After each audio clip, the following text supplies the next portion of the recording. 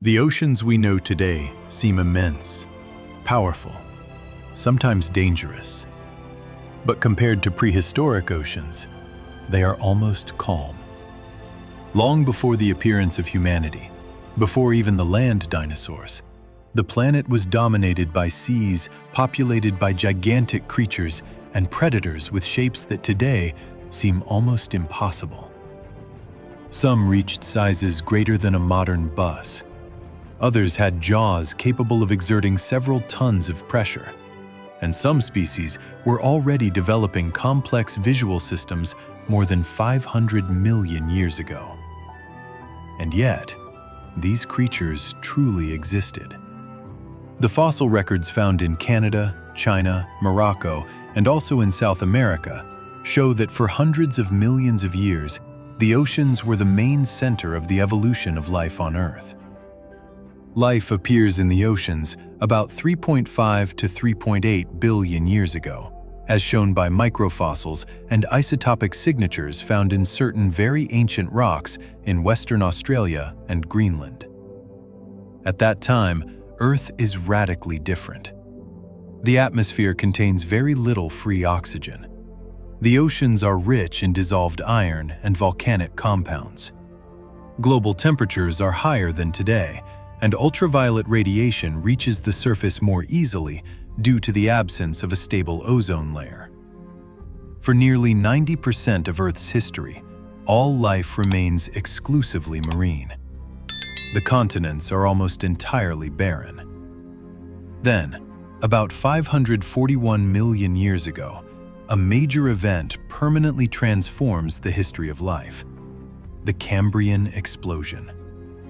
In only 20 to 25 million years, an extremely short duration on the geological timescale, the majority of the major animal body plans appear.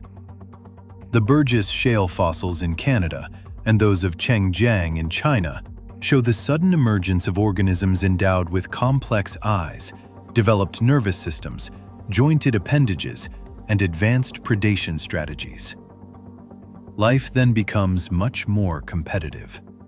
The first large active predators appear. Food chains become more complex, and evolution begins to function like a permanent race between attack and defense. In these ancient oceans, surviving no longer depends only on the ability to exist. You must now hunt, or avoid being hunted. In the Cambrian oceans, biological evolution functions almost like a large-scale experimental laboratory. The major modern animal groups do not yet exist in their current form, which means natural selection explores anatomical structures extremely different from those we know today. It is in this context that Anomalocaris appears, one of the first large active predators known in the history of life. Fossils found in the Burgess Shales, dated to about 508 million years ago, show an animal that could reach 50 to 60 centimeters in length, which was gigantic for that period when most organisms measured only a few centimeters. Its body is segmented, flexible, and perfectly adapted for fast swimming. But the most impressive feature remains its visual system. Each compound eye probably contained several thousand individual lenses, making Anomalocaris one of the animals with the most advanced vision of its time. Some analyses even suggest that it could detect movement and contrast in dimly lit waters with remarkable efficiency. At the front of its body, two jointed appendages covered with spines served to capture its prey. This combination, speed, complex vision, and prehensile appendages, makes Anomalocaris one of the first true marine apex predators. But it was not the strangest. Opabinia, discovered in the same fossil formations, has a morphology that seems almost unreal. Its body measures about 7 centimeters long and has 5 eyes positioned on the head, a configuration almost unique in known animal history. At the front, a flexible proboscis ending in a pincer-like structure probably allowed it to handle small prey or food particles. When paleontologist Harry Whittington presented his reconstruction of Opabinia in the 1970s, part of the scientific community initially thought it was a mistake, as its structures seemed incompatible with modern biological models. Then comes hallucigenia, and its case is even more extreme. Initially discovered in the Burgess Shale, this small organism, about 2 to 5 centimeters long, has an elongated body covered with long, rigid spines. For several years, scientists interpreted its anatomy completely backwards. The spines were taken for legs, and its true locomotor appendages were considered tentacles. It was only after new discoveries in China that its real structure was understood. Hallucigenia shows how far Cambrian life forms were from modern biological models. These creatures are not isolated anomalies. They represent a unique period in which evolution simultaneously tests dozens of different body plans.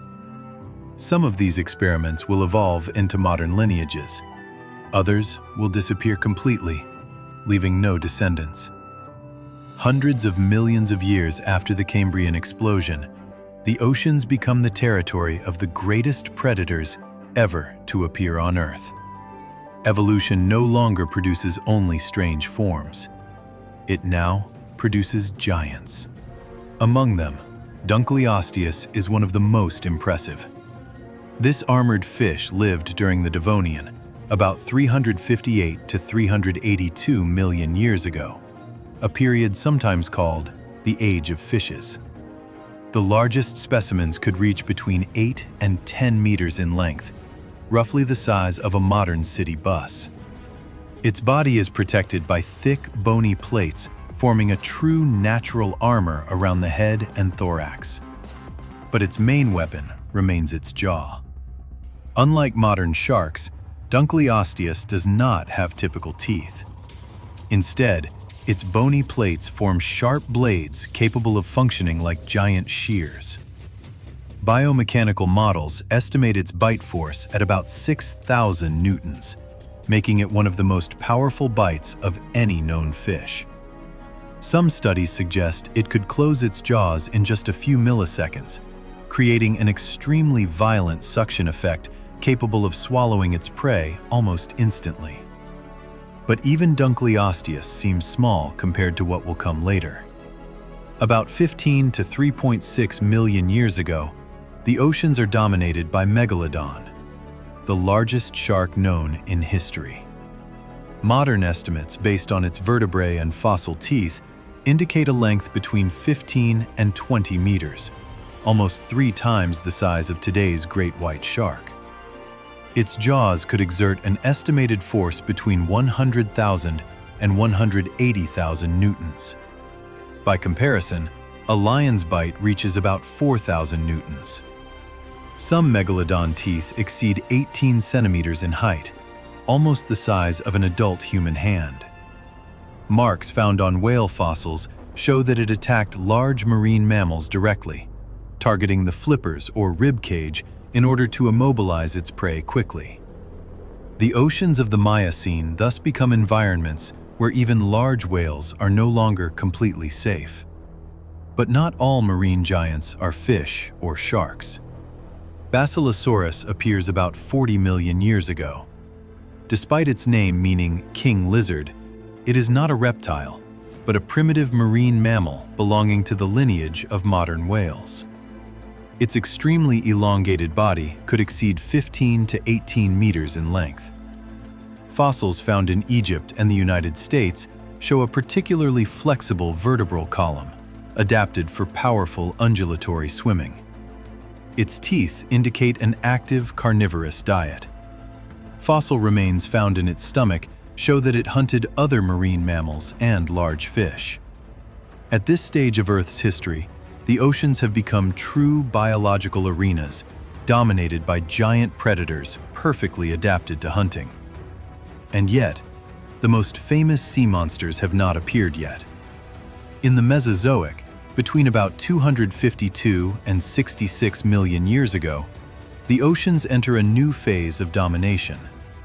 This time, the masters of the seas are no longer giant fish. They are marine reptiles, and some reach levels of adaptation that are almost perfect for aquatic life. Among them, mosasaurs become the absolute apex predators of the late Cretaceous oceans. The largest known specimens exceed 15 meters in length, the equivalent of a modern sperm whale. Their hydrodynamic bodies, powerful tails, and articulated jaws allow them to hunt efficiently in virtually all marine environments. Fossils found in Europe, Africa, and the Americas show extremely robust conical teeth capable of seizing fish, ammonites, sea turtles, and even other reptiles. Some bite marks found on fossilized bones indicate that mosasaurs could practice opportunistic cannibalism. They were dominant predators in an ocean where practically anything could become prey. Alongside them swam the plesiosaurs. Their morphology is completely different. Their long neck could contain several dozen vertebrae, offering remarkable mobility to detect and capture prey in the water. Some species, like Elasmosaurus, reach about 14 meters in length, with a neck sometimes representing more than half of their total body. Biomechanical analyses suggest they probably used rapid head movements to ambush their prey before it could react. Their swimming mode relies on 4 powerful flippers, functioning almost like underwater wings. This system is extremely rare in vertebrate evolution. But the most fascinating marine reptiles are perhaps the ichthyosaurs, because they illustrate one of the most impressive phenomena in evolutionary biology: convergent evolution. Although they are reptiles, their bodies look astonishingly like those of modern dolphins. The same streamlined silhouette, the same dorsal fin, the same tail adapted for rapid propulsion. And yet dolphins are mammals that appeared tens of millions of years later. This resemblance shows that certain physical constraints imposed by water steer evolution toward almost identical solutions, even in totally different lineages. Ichthyosaurs are also among the marine vertebrates best adapted for speed. Some species have gigantic eyes, exceeding 25 centimeters in diameter, among the largest eyes known in the animal kingdom. These dimensions probably allowed them to hunt in the dark depths, where light becomes extremely faint. Prehistoric oceans are therefore not only populated by giants, they are filled with specialized, fast, intelligent predators, perfectly adapted to their environment. And in that brutal balance, survival never depends on strength alone. In prehistoric oceans, there is practically no lasting balance comparable to that of modern ecosystems. Food chains are unstable, predators extremely numerous, and evolutionary pressures constant. Each marine environment functions as a continuous competition for energy, space, and survival. Fossils found in different geological formations show direct traces of this constant violence. Some fossilized shells display circular punctures caused by bites. Others show limbs torn off and then healed, proof that some animals survived extremely violent attacks. At several fossil sites from the Devonian and the Cretaceous, entire skeletons still bear the tooth marks of large marine predators. This shows that predation was omnipresent, and above all, that no species was completely protected. Even the largest predators could become prey when they were young, injured, or weakened. In some ancient oceans, dissolved oxygen levels varied greatly depending on climatic periods and depths. This created oceanic dead zones where many species could no longer survive. Temperature variations were also much more extreme during certain geological periods. During some phases of the Mesozoic, tropical ocean temperatures could exceed 35 degrees Celsius in certain regions. These conditions accelerate predators' metabolism and increase the energy needs of entire ecosystems. The result? Competition becomes even more aggressive. The oceans then become environments where attack speed, prey detection, and energy efficiency directly determine survival. Some species develop extremely advanced sensory systems. Primitive sharks already use organs capable of detecting the electric fields produced by the muscles of their prey. Other organisms develop giant eyes adapted to dark depths or advanced camouflage mechanisms. But despite all these adaptations, no dominance is permanent. Because in Earth's history, the oceans are constantly changing. And when the planet changes abruptly, even the most powerful sea monsters disappear. The history of prehistoric oceans is also the history of great mass extinctions. Events capable of destroying, in a few thousand years, ecosystems that had taken hundreds of millions of years to build. The most violent of all occurs about 252 million years ago, the Permian-Triassic extinction. Scientific estimates indicate that nearly 90 to 96% of marine species disappear. This is the largest biological crisis known in Earth's history. The exact causes are still being studied, but geological data mainly point to colossal volcanism in the region of the Siberian Traps. For hundreds of thousands of years, immense quantities of lava covered millions of square kilometers. These eruptions released gigantic volumes of carbon dioxide and methane into the atmosphere. Result? The global climate tipped. Temperatures rose rapidly. The oceans became more acidic.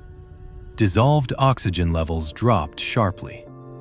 Some studies indicate that entire oceanic zones became practically uninhabitable for large marine organisms.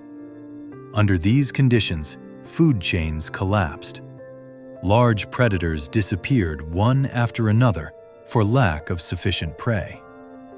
But this extinction is not the only one. About 66 million years ago, another event radically transformed the oceans and continents: the Chicxulub impact. An asteroid about 10 to 12 kilometers in diameter struck what is now Mexico at an estimated speed between 70,000 and 100,000 kilometers per hour. The energy released was equivalent to several billion nuclear bombs. Tsunamis probably exceeded several hundred meters in height in certain coastal regions. Massive amounts of dust and aerosols were blasted into the atmosphere, greatly reducing sunlight for months or even years. Marine photosynthesis collapsed, and when the base of food chains disappears, everything else follows. Mosasaurs, the great marine reptiles, and many other dominant species vanished forever. Even the largest oceans and the most powerful predators remain dependent on a fragile climatic balance. And when that balance breaks, no species dominates forever. Prehistoric oceans were not silent or peaceful worlds. For hundreds of millions of years, they were the main center of the evolution of life on Earth. An environment where natural selection produced some of the strangest, most gigantic, and most dangerous creatures in all of biological history. Predators capable of crushing armored shells. Marine reptiles larger than some modern buses. Oceans where almost every species could become prey. And yet, despite their power, none of these creatures survived forever. The fossil record shows a brutal reality. In Earth's history, biological dominance is always temporary. Trilobites disappeared. Dunkleosteus disappeared. Mosasaurs disappeared. Even Megalodon eventually went extinct about 3.6 million years ago, probably because of climate change falling ocean temperatures, and the gradual disappearance of certain large marine prey.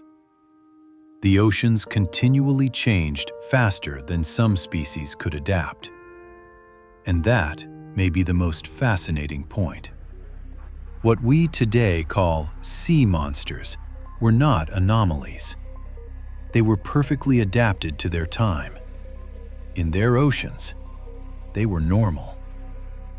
The true monster was not any particular creature. It was the environment itself. An unstable, brutal world dominated by predation, mass extinctions, and the planet's constant transformations. And even today, modern oceans still bear traces of that ancient legacy. Sharks have existed for more than 400 million years. Some jellyfish appeared before the dinosaurs. And the ocean depths remain largely unexplored. More than 80% of Earth's oceans have never been precisely mapped by humans, according to NOAA. Which means that after billions of years of marine evolution, we still know only part of the underwater world. And somewhere in that immense darkness, the history of prehistoric oceans continues to haunt the depths. The majority of the prehistoric oceans we've talked about existed over immense spans on a human scale. For example, the reign of marine and terrestrial dinosaurs extends for about 160 million years, more than 700 times the entire history of modern humanity. Megalodon, for its part, disappeared only 3.6 million years ago, which, on the geological timescale, is extremely recent. And yet, even these recent creatures seem totally unreal to us today. This gap reveals something fundamental. Earth has never been biologically stable. It operates in cycles of dominance and collapse. Each era has its dominant life forms, perfectly adapted to their environment, then replaced when conditions change. The prehistoric oceans are therefore not an anomaly of the past. They are a normal stage in Earth's evolution. What changes are not the monsters. It's the rules of the game. Global temperature, oxygen level, the chemical composition of the water, tectonic activity, cosmic impacts. Every parameter directly influences the forms of life that are possible. And when these parameters change abruptly, life doesn't disappear. It transforms. What we today call a monster is only an extreme adaptation to an environment that no longer exists. And if those oceans return today with their original conditions, those creatures would no longer be monsters. They would simply become the norm again. Last idea to conclude this part. The modern ocean is a reduced and stabilized version of those ancient worlds. But it still remains largely unexplored. And statistically, life has always surprised us as soon as we thought we had understood it. That may be the real message of those vanished oceans. We're not only looking at Earth's past. We're looking at all the possible forms life can take when conditions change.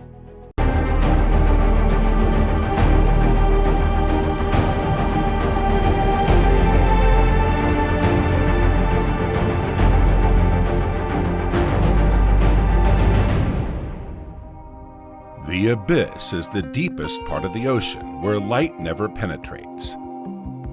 It's estimated that the abyss starts at a depth of 1,000 meters or 3,280 feet. But you'll see in a moment that there are different zones. The abyssal plains that make up most of the ocean floor are found between 3,000 and 6,000 meters or 10,000 and 20,000 feet deep. But some men have descended much further. The record is held by American Victor Vescovo, who dived to 10,928 meters, or 35,853 feet, in 2019. This dive took place in the Mariana Trench in the Western Pacific, near the Philippines. Before him, only a few men had descended to the bottom of the Mariana Trench. It all began in 1872, when the British frigate HMS Challenger set out to explore the oceans. For 4 years, she scoured the world's oceans with an international team of scientists on board. In 1899, the first bathymetric chart was drawn up. These maps were improved in the 20th century with the use of acoustic soundings. This works like sonar. The device sends a wave across the seabed, then estimates depth according to the time it takes for the echo to return. This is the method used by dolphins, sperm whales, or bats to assess the distance between themselves and an obstacle. It's very useful in the dark. You know that every ocean has its own ridge. Each one is broken up by large faults.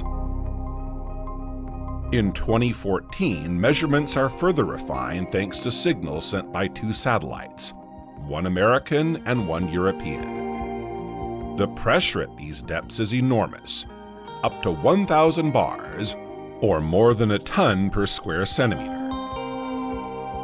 That's the equivalent of a ton on your little finger. But before we meet them, let's start at the beginning. For the moment, you can still see the water and the fish around us. That's because we're in the so-called epipelagic zone, which is limited to the first 200 meters or 650 feet of water, where light still manages to penetrate.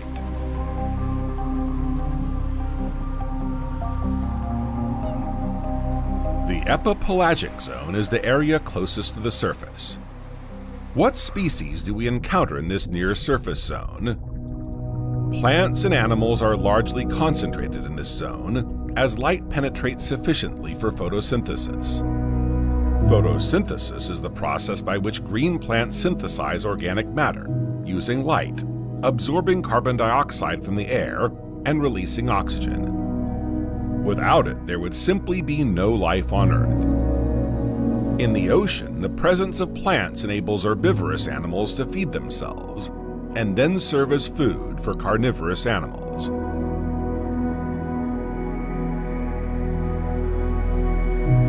Let's start with plankton, since it's the basis of nutrition in the ocean.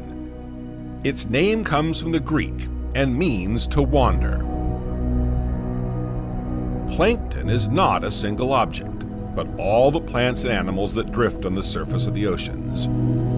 They are often microscopic or very small, and therefore unable to move against the current, so they let themselves be carried along by the currents. Plankton can be divided into 2 main groups. Plant plankton, also known as phytoplankton, made up of algae, almost all of which are unicellular, known as microalgae. Animal plankton, known as zooplankton. Permanent zooplankton, unicellular or multicellular organisms that are born, reproduce and die as zooplankton. Temporary zooplankton, eggs and larvae of animals such as crustaceans, shellfish, and fish, which metamorphose as they grow and leave the plankton world. The larva then becomes a juvenile. Plankton are the billions and billions of individuals that inhabit the oceans, but also all our waterways. They range in size from 0.2 microns to several centimeters. The jellyfish is part of the plankton and its largest representative.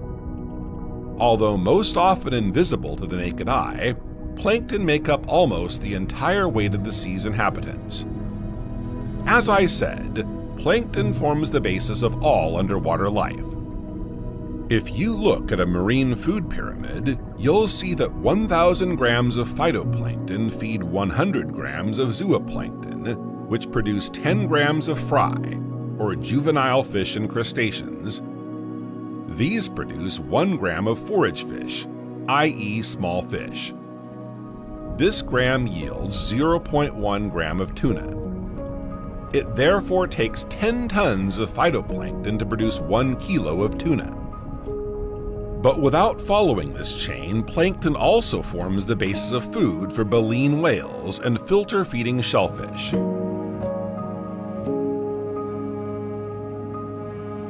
Now let's talk about algae. As you can imagine, algae are plants, but they don't have roots, leaves, flowers, vessels, or seeds. Odd, isn't it? They develop by photosynthesis, using light energy, carbon dioxide, mineral salts, and water. Algae are classified into 2 categories according to their size. Macroalgae refers to large algae and giant algae. They grow mainly in shallow waters and attach themselves to the seabed with their claws. In warm seas, they rarely exceed 30 centimeters or 12 inches, while in cold waters they can grow to several meters. The largest, brown algae, can measure up to 40 meters or 130 feet. The microalgae that make up the phytoplankton I mentioned earlier. Each species of algae has specific nutritional characteristics. Some are eaten by humans. Perhaps you've already tasted some. Let's move on to the larger animals. First of all, you're likely to catch a glimpse through the porthole of the small fish that feed on plankton. These include herring, anchovy, scad, sprat, sardines, small mackerel, and blue whiting. I bet you don't know them all. These are fish that live in schools and serve as food for larger fish, and eventually humans. They have agile bodies designed for long migrations. The larger fish that eat them are also part of the pelagic species found in this depth zone. These include tuna, swordfish, mackerel, barracuda, and even sharks. Sharks have a bad reputation, but not all of them dream of a surfer for breakfast. They've hardly changed since they first appeared 400 million years ago. They can be found in all oceans, in both warm and cold waters, close to the coast or in the open sea. This is the result of long adaptation to their ecological niche. There are hundreds of species of shark, 57 of which live in epipelagic zones. We may be lucky enough to catch a glimpse of an offshore white-tip shark, a silky shark, a blue shark, a hammerhead shark, or even the dreaded great white shark. I say luck because most of these species are endangered, threatened by overfishing and climate change. But the largest epipelagic shark is harmless, the whale shark. It can exceptionally reach 20 meters or 65 feet in length, but most of the time it measures between 4 and 14 meters, or between 13 and 46 feet. The biggest weigh up to 34 tons. A diver may feel very small next to it, but there's nothing to risk, since the whale shark eats only plankton, algae, and microscopic animals. It absorbs them all with its enormous mouth, which can filter up to 2,000 tons of water per hour. This mouth, which can measure 2 meters or 7 feet wide, has a large number of tiny teeth, arranged in 300 rows per jaw, so it can't bite. Its only defense is its skin, the thickest and hardest in the animal world. It measures up to 15 centimeters or 6 inches thick, and is covered with dermal denticles. Let's continue our descent and observations. Many marine mammals also live in waters close to the surface, even if they sometimes dive deeper. Such is the case with certain species of dolphin. But look, What's this strange animal? It looks a bit like a bottlenose dolphin, but it grazes on the plants on the sandy bottom. It's a dugong, also known as a sea cow. We can see it because we're currently in warm waters close to the coast of the Indian Ocean. It's the only herbivorous marine mammal. It measures 4 meters or 13 feet and weighs up to 900 kilograms or 2,000 pounds. It is characterized by its astonishingly shaped trunk and molars. Its trunk is much shorter than an elephant's. It looks more like large lips. Its teeth are all molars which develop with age. Incisors resembling small tusks appear in males and some females. They measure around 15 centimeters. Have you noticed that it has no dorsal fin? Its caudal fin has the same triangular shape as those of other marine animals, unlike the manatee, which has a round tail. So you can't confuse them. Its skin is smooth and grayish-brown.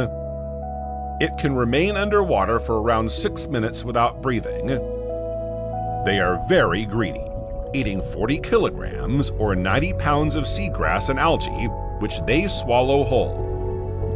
They live in groups or alone. Mothers have been observed to care for and protect their young for several years. However, they only give birth to 1 young every 4 to 5 years. The dugong must therefore be protected from marine crocodiles, tiger sharks, and orcas. The dugong is said to sing, although it sounds more like a shriek or a bark. In the wild, dugongs can live up to 70 years. But leave him alone. He doesn't like to be disturbed. Let's take advantage of this calm to observe the corals and their inhabitants. The corals you see through the porthole grow at a depth of 70 meters or 230 feet. We often think of coral as a plant, but despite appearances, coral is an animal. They are related to jellyfish and anemones. There are hard and soft corals. Hard corals are the main reef-building corals. They produce rigid calcium carbonate skeletons. Soft corals do not form reefs. Soft coral colonies resemble trees, bushes, or grasses. Corals wiggle their tentacles to pick up zooplankton and feed.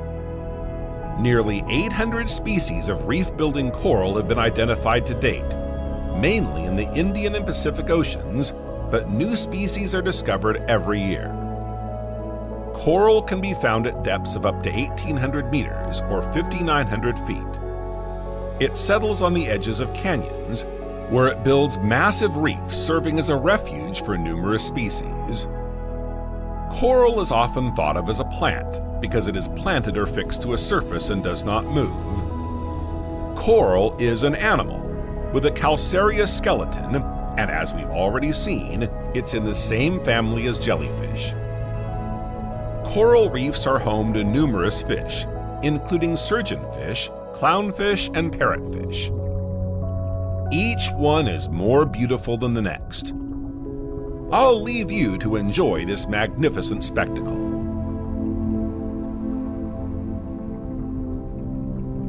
Oh look, a turtle. They're one of the marine species that dive to depths of 200 meters or 700 feet. But now it's time for us to dive deeper. We're now entering the mesopelagic zone, which extends from 200 to 1,000 meters, or 250 to 3,300 feet in depth.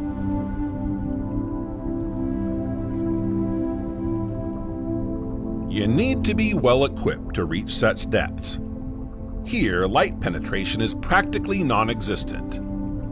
This zone is also known as the twilight zone. It represents 20% of the oceans. The pressure is becoming considerable.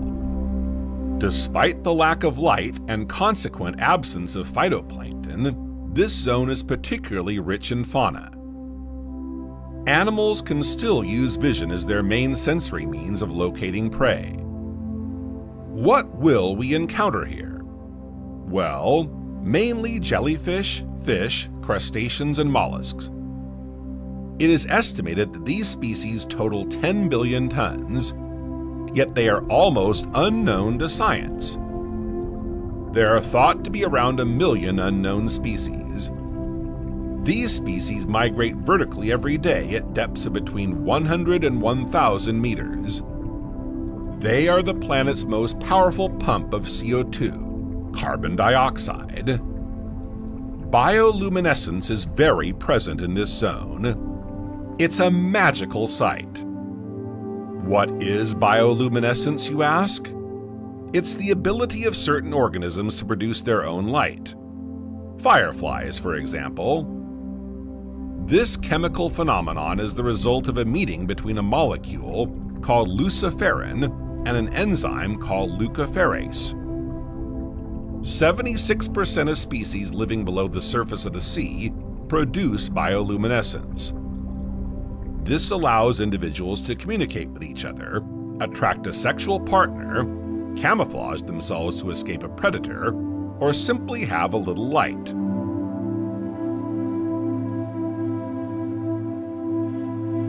But how do the animals that live in this zone feed themselves, since there are no photosynthetic organisms?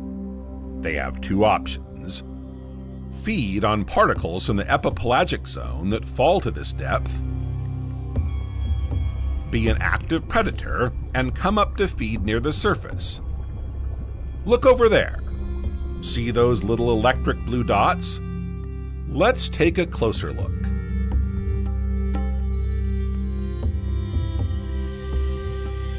These are lanternfish. There are over 250 different species of lanternfish. They play an important role as prey for larger organisms. In the southern oceans, they are a major source of food for squid and penguins. Lanternfish have elongated bodies, ranging from 4 to 28 centimeters, or 1.5 to 11 feet. Their very thin bodies are covered with silvery scales, and their fins are relatively small. They have large round heads and large eyes. Large eyes are common in deep-sea creatures as they help collect as much light as possible. Doesn't that make them look funny? Especially as they also have a big mouth full of long, sharp teeth. Their bodies are covered with light-producing photophores. The arrangement of the light varies according to species and sex. Only one species of lanternfish is unable to produce light. Lanternfish remain in the depths during the day, but come to the surface at night to feed, mainly on zooplankton. This migration also prevents them from serving as a meal for animals living higher up. But they are often the delight of whales, dolphins, tuna, or even seabirds. To reproduce, females release their eggs as a group into the water column, where they are then fertilized by males. There is no mating. Between 100 and 2,000 eggs are released by each fish, depending on the species. Spawning takes place all year round. They even make up 65% of the mass of fish under 200 meters or 650 feet of water. The fry are left to fend for themselves until they reach maturity. For example, the chaliode or the viperfish.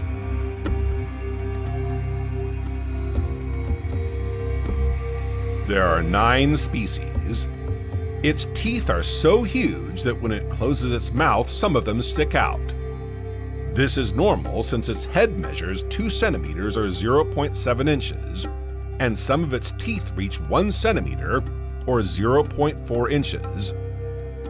It gives him a terrifying look. It stays in the depths to hunt during the day, averaging 1,500 meters or 5,000 feet below the surface.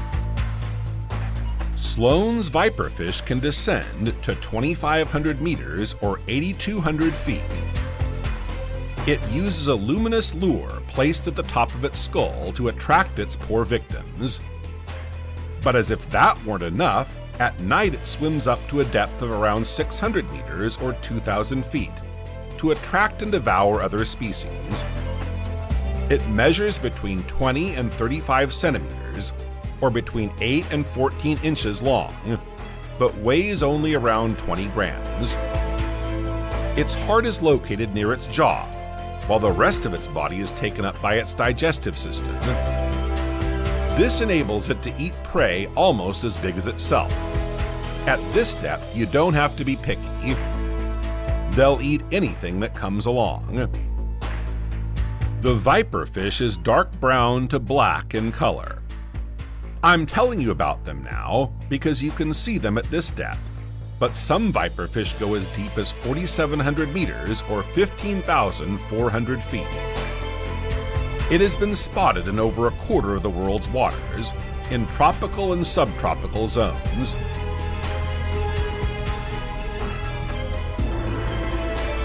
As we go deeper and deeper, we'll come across more lanternfish.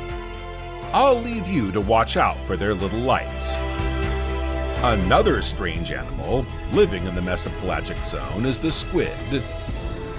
One of them, the glass squid, has a transparent body, which is very practical in these twilight waters. You can't see it. There are almost 300 different types of squid, each with its own particularities. But first, what is a squid?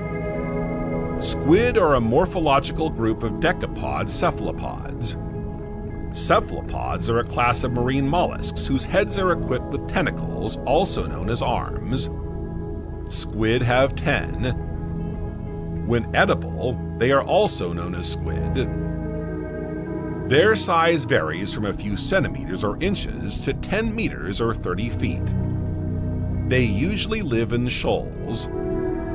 Their body consists of a long part called the mantle, which includes the main internal organs. Fins are sometimes found at the end of the mantle. On the other side of the mantle are the head and tentacles. Their brains are particularly well developed for invertebrates.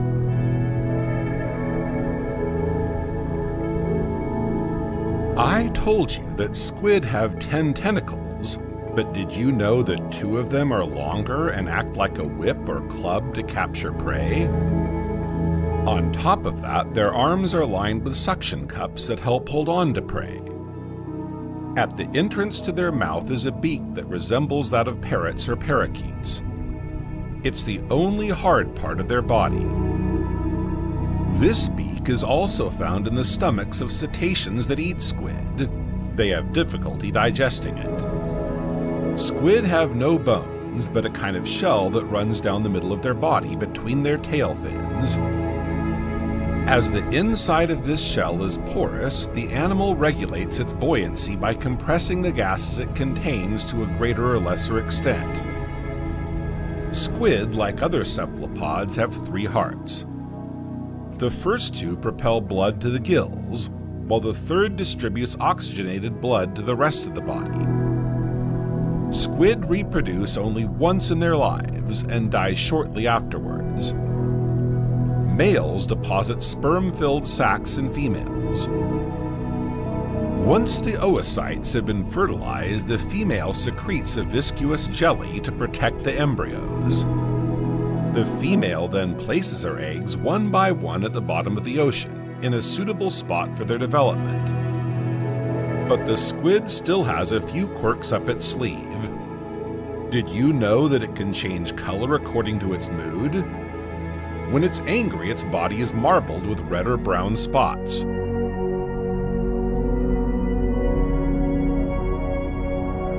Deep-sea squids have photophores on their skin that they can turn on and off as they please. They also have an ink pocket that they can eject to camouflage themselves during an escape. Most squid aren't very big, but there are giant squid. It's no legend. These sea monsters do exist. Jules Verne imagined them in his story 20,000 Leagues Under the Sea.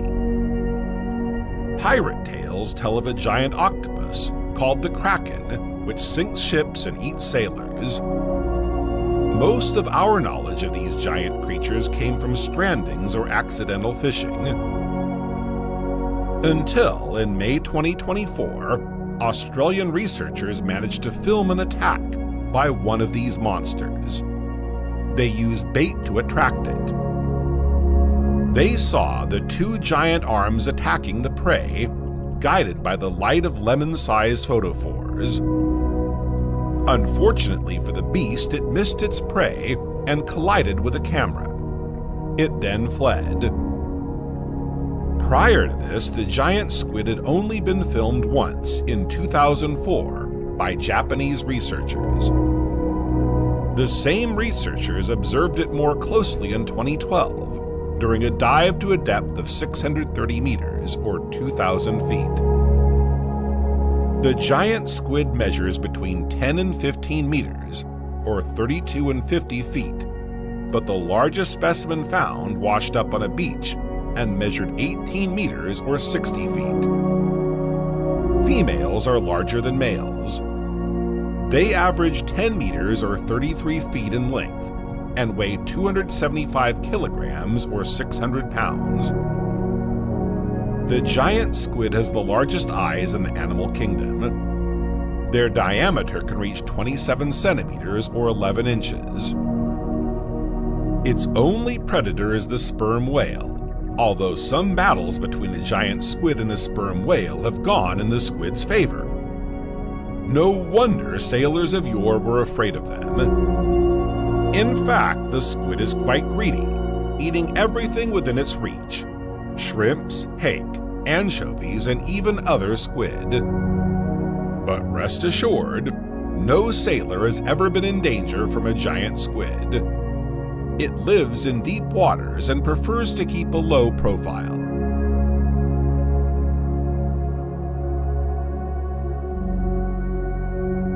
Another frightening animal that lives between 30 and 1,300 meters, or 100 and 4,300 feet below the surface, is the goblin shark. Well, here's one close to our craft.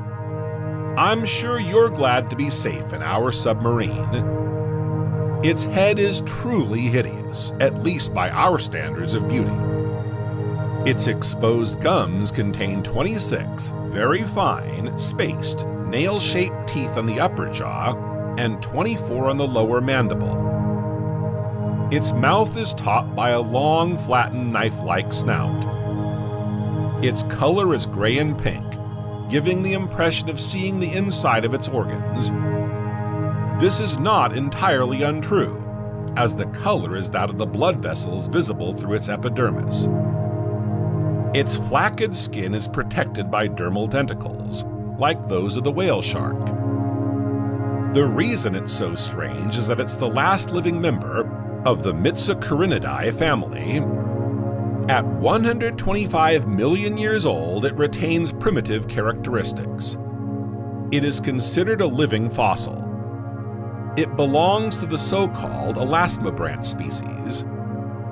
These include cartilaginous fishes with a jaw that has never been fused to the nearer cranium. The shark you see here is capable of catapulting its jaw at its prey. The mandible is capable of reaching a speed of 3 meters, or 10 feet per second, and of extending to almost 10% of its body length. Once its prey is captured, it retracts its mandible and eats quietly.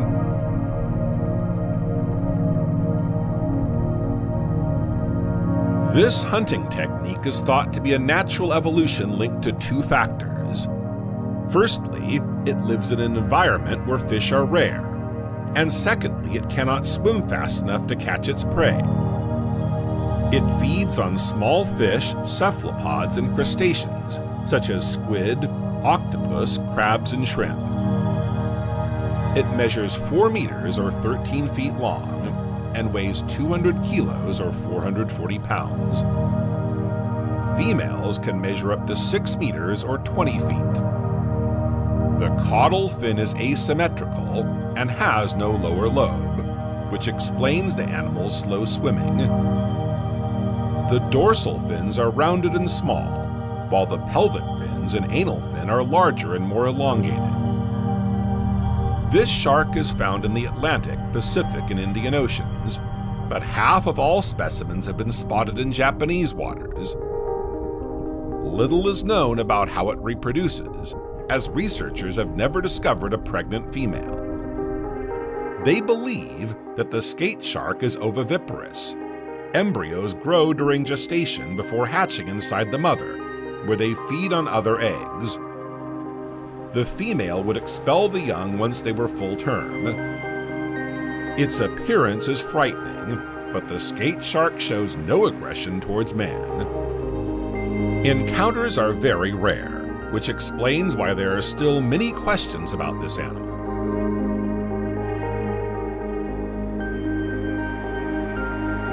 Let me introduce you to another rare and frightening animal, the regolith. It holds the record for the world's largest bony fish.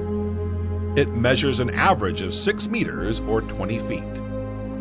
But because it lives in the depths, very few specimens have ever been seen. Because it's so long, it's also known as the ribbonfish, the ribbon of the sea, or even the king of herrings, even though it doesn't belong to this species at all. Its body resembles a long silvery ribbon with a red border.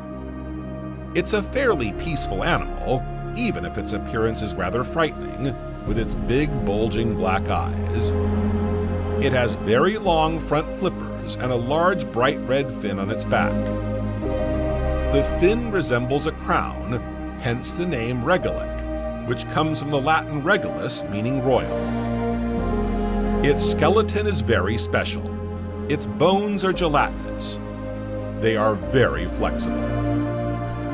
The only rigid balls of bone are those that enable the muscles to attach to the bones and move this strange snake forward.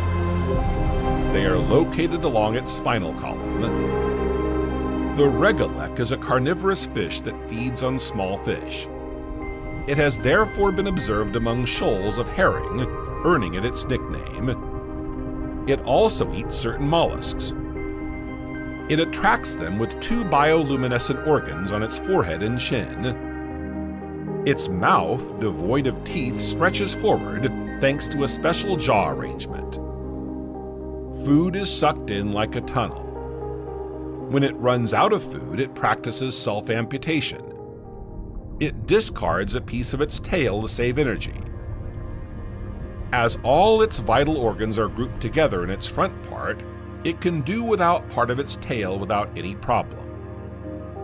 Nor does it need to swim, as it stands vertically in columns of water and moves forward by undulating its dorsal fin, a bit like a seahorse.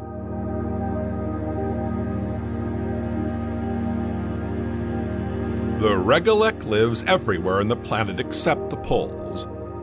Because of its special appearance, it is the source of many sailing legends, from the great sea serpent to the Leviathan.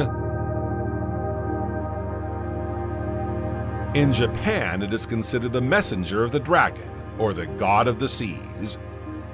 In Taiwan, it's nicknamed the earthquake fish, as fishermen have made an association between its appearance and earthquakes.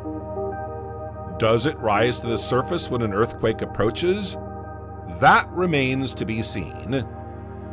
Did you know that the first images filmed only date back to 2005? Before that, they had been spotted washed up on the beach, but never whole, as part of the tail was missing.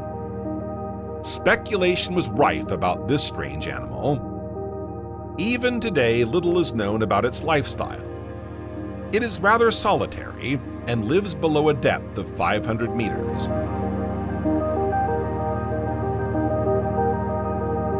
Before leaving this area, let me introduce you to one last very enigmatic fish, the coelacanth. For a long time it was thought to be an extinct species, since we only knew about it from fossils. It appeared 410 million years ago. The first living specimen was brought up by South African fishermen in 1938. A second colony was identified in Indonesia in 1997. It belongs to the fleshy-finned fish family, considered to be the possible ancestors of four-legged animals. Its fins enable it to move along the bottom, and even to catch prey. It also has the beginnings of non-functioning lungs. It thus displays characteristics of the primitive fish that gradually left the water 393 million years ago. What makes it all the more fascinating is that it has survived 4 major mass extinctions without evolving. It spends its days in groups in underwater caves, but at night it hunts alone. It can exceed 2 meters or 7 feet in length, and 100 kilograms or 220 pounds. Along with rays and sharks, it is one of the only fish to have a 2-part skull, articulated by a muscle. Apart from its fleshy fins, it has a 3-lobed tail. Its longevity is remarkable. Ephemer researchers have established that it can live for 100 years, so it's hardly surprising that it doesn't reach sexual maturity until the age of 50. Its gestation period is also long. 5-year-old pups have been found still in the female's belly. It lives between 100 and 400 meters, or 330 and 1,300 feet deep on the margins of the Indian Ocean. As you can see, the mesopelagic zone contains some very intriguing species. We're now going to descend into the bathypelagic zone. This zone extends from 1,000 to 4,000 meters, or between 3,400 and 13,000 feet below the surface.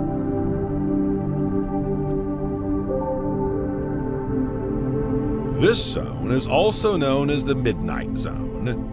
It is completely devoid of sunlight. The average temperature is 4 degrees Celsius, or 39 degrees Fahrenheit. Species living at this depth are adapted to total darkness and pressure. Food is scarce. The wreck of the Titanic lies in this zone at a depth of 3,800 meters, or 12,500 feet. Here, creatures have adapted to the thousands of meters of water above them. Repatriated to sea level, their appearance changes and they gel, as atmospheric pressure is no longer sufficient to maintain their shape intact. Such is the case with the blobfish. When taken out by the tail, all the flesh moves towards the head, giving it a teardrop shape. When you bring it back to land, it looks like a big pile of white gelatin, from which emerges a large nose overhanging a sagging mouth. In its usual habitat, however, it looks just like any other fish. It lives in the Australian Pacific Ocean, at depths of between 600 and 1,200 meters, or between 2,000 and 4,000 feet. It measures around 27 centimeters or 11 inches, and weighs around 2 kilos or 4 pounds. Its large pectoral fins enable it to glide rather than swim. Its gelatinous flesh has a density slightly lower than that of water. This allows it to float just above the bottom.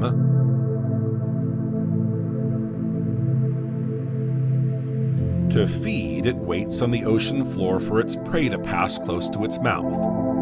It can remain on the bottom for up to 4 weeks without moving.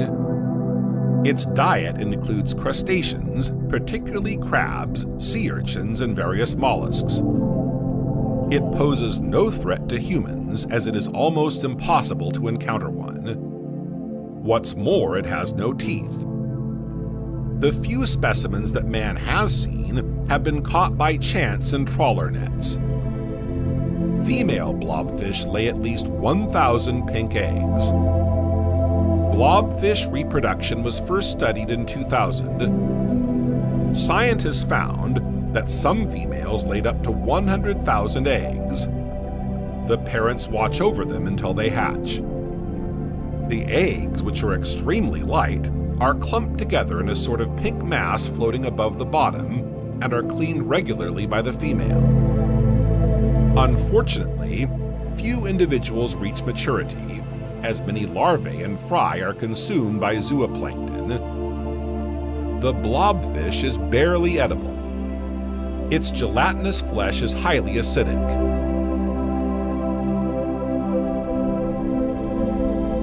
Take a look. Here is an abyssal anglerfish. Also known as Melanocetus johnsoni, this fish belongs to the Melanocetidae family. It lives at depths of up to 4,500 meters or 14,800 feet in the Pacific, Atlantic, and Indian Oceans. The male doesn't exceed 3 centimeters or 1 inch, while the female can reach 20 centimeters or 8 inches. But look at that mouth. You don't want to stick your fingers in there. It's a female because its mouth is large and filled with long, fine teeth that can hold back when it swallows its prey. This large mouth, combined with an extensible belly, enables her to swallow fish up to twice her length. Its eyes are small and covered by a thin layer of skin. A long spine with a lure is attached to the tip of its nose. It looks like an antenna. It emits light thanks to luminescent bacteria in its body. And what about the male? Well, he's only there for reproduction. He attaches himself to the female and never detaches until he fuses with her. This is called sexual parasitism.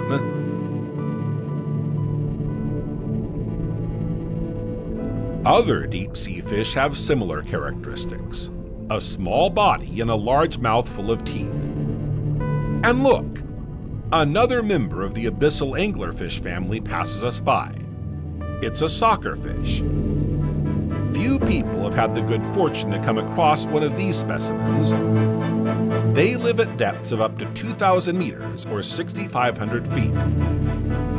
One of them washed up in California in May 2021, and another 2 years later. This is rather strange, as they tend to swim in Japanese waters, but this stranding enabled scientists to observe them more closely. Up close. This fish doesn't play soccer. Its name comes from its shape. It's round like a balloon, but a balloon with teeth. Like other members of the anglerfish family, its teeth are long and sharp. It is dark in color, but also has a stalk on its head, at the end of which is a small light. This lure is used to attract small fish passing by and eat them. They saw the light and went in, never to come out again. The football fish is larger than its cousin we've just seen. Females can measure up to 60 centimeters or 24 inches for 2.5 kilos or 5.5 pounds. Males are a little smaller, generally less than 20 centimeters or 8 inches, and have no lights, since like other anglerfish, they cling to the female who does all the work.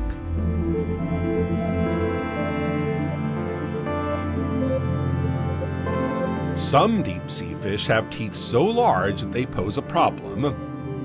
The ogrefish can't even close its mouth. They live in such a hostile environment, up to 5,000 meters or 16,400 feet deep, that they have to eat everything they come across to survive. It can feed on prey as big as itself. Are his eyes bigger than his belly? Maybe not, but his head is. It uses its large teeth to impale its prey before eating it. You don't want to meet him. The young are so different from their parents that we thought they didn't belong to the same species.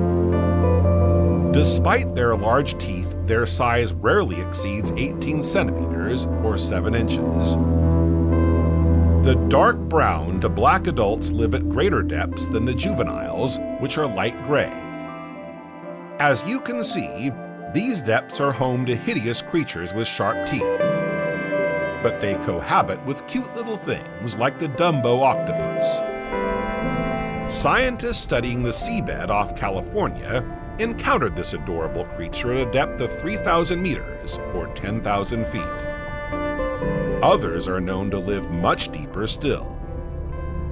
They owe their name to the fact that they fly through the water, waving 2 ear-shaped fins on either side of their body.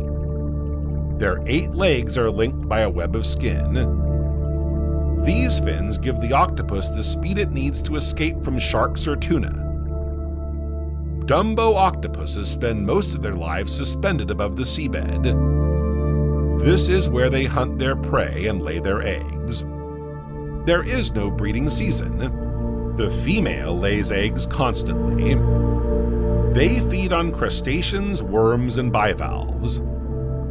There are over a dozen species of Dumbo octopus of different shapes and sizes. Most species are around 25 centimeters or 10 inches long, but some reach 2 meters or 7 feet. They can change their skin color, but they don't throw ink to defend themselves. Don't be fooled into thinking that only small animals live at such depths. Some much larger animals go down for a swim, even if they regularly return to the surface.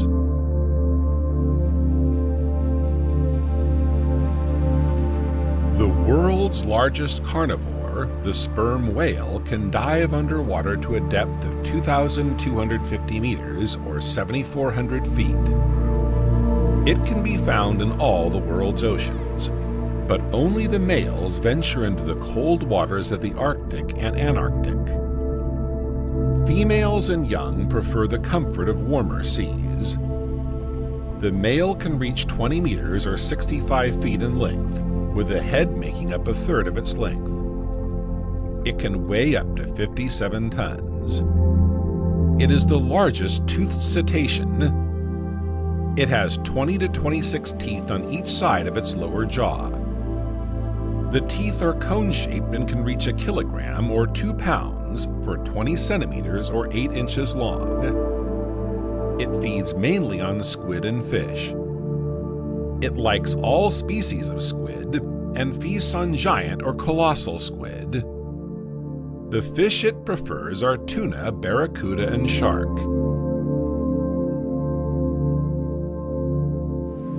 It's a super predator that plays a major role in the oceans, regulating squid populations. Thanks in part to analysis of its stomach contents, we know that it can descend to depths of over 2,000 meters or 6,600 feet. We also know that it can dive for 90 minutes or an hour and a half. Its body adapts to withstand pressure differences. Its thoracic cage is flexible, preventing the lungs from being crushed. Its metabolism can be slowed down to save oxygen. Its large elastic veins can store large quantities of blood and fill the voids created by air compression. Despite this, sperm whales show signs of decompression sickness, such as bone lesions. Between dives, sperm whales return to the surface to breathe for around 8 minutes. Sperm whales use sonar to locate prey. We think they have poor eyesight, but you can't see anything at depth anyway. They communicate with each other by emitting clicks organized in typical sequences called codas. These clicks can be heard for several kilometers at around 230 decibels at 1 meter. Sperm whales can live up to 70 years. It's a great example of a K strategy species. Let me explain, it's very interesting. The K strategy is a reproductive strategy linked to a stable environment, low birth rate, high parental support for offspring, slow maturation, and high longevity. The gestation period lasts from 14 to 16 months, after which the female gives birth to a single youngster measuring 4 meters or 13 feet and weighing over a ton. A beautiful baby. She then nurses for 19 to 42 months, but the young can nurse for up to 13 years. The young remain constantly at their mother's side to protect themselves from killer whale or shark attacks. Females reach sexual maturity at 7 years, males at 18. As you can see, the sperm whale takes its time.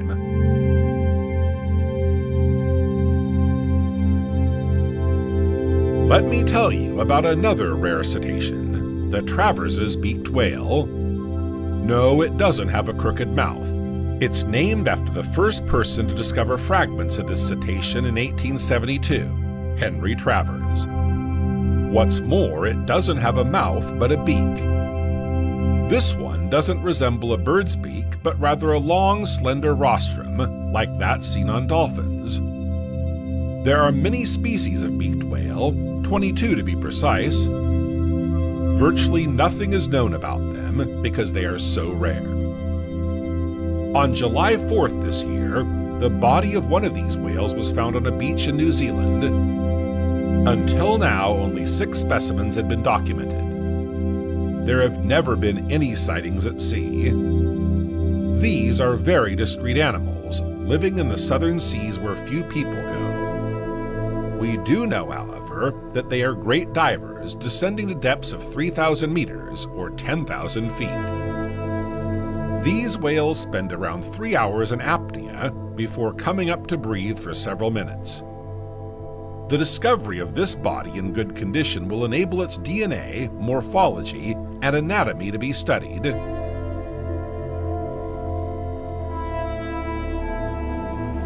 But another species is capable of diving far to feed, the southern elephant seal.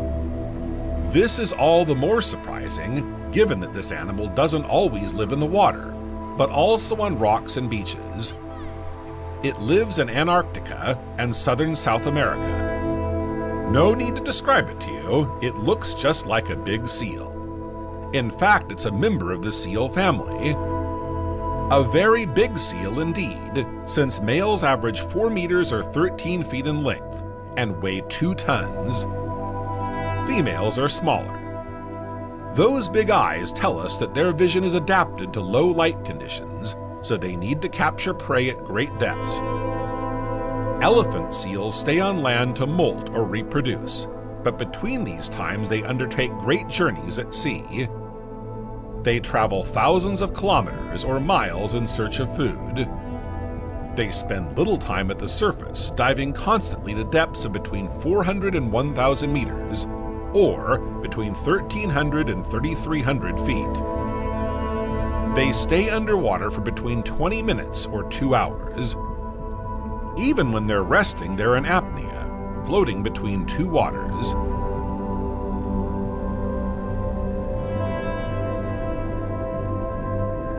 Did you know that at such depths you could find so many different species? But let's continue our fascinating journey. We're now entering the deepest part of the ocean, the abyssopelagic zone.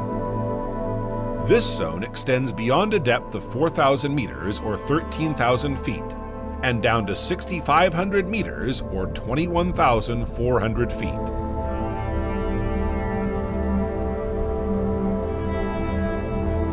But how can you survive so far below the surface?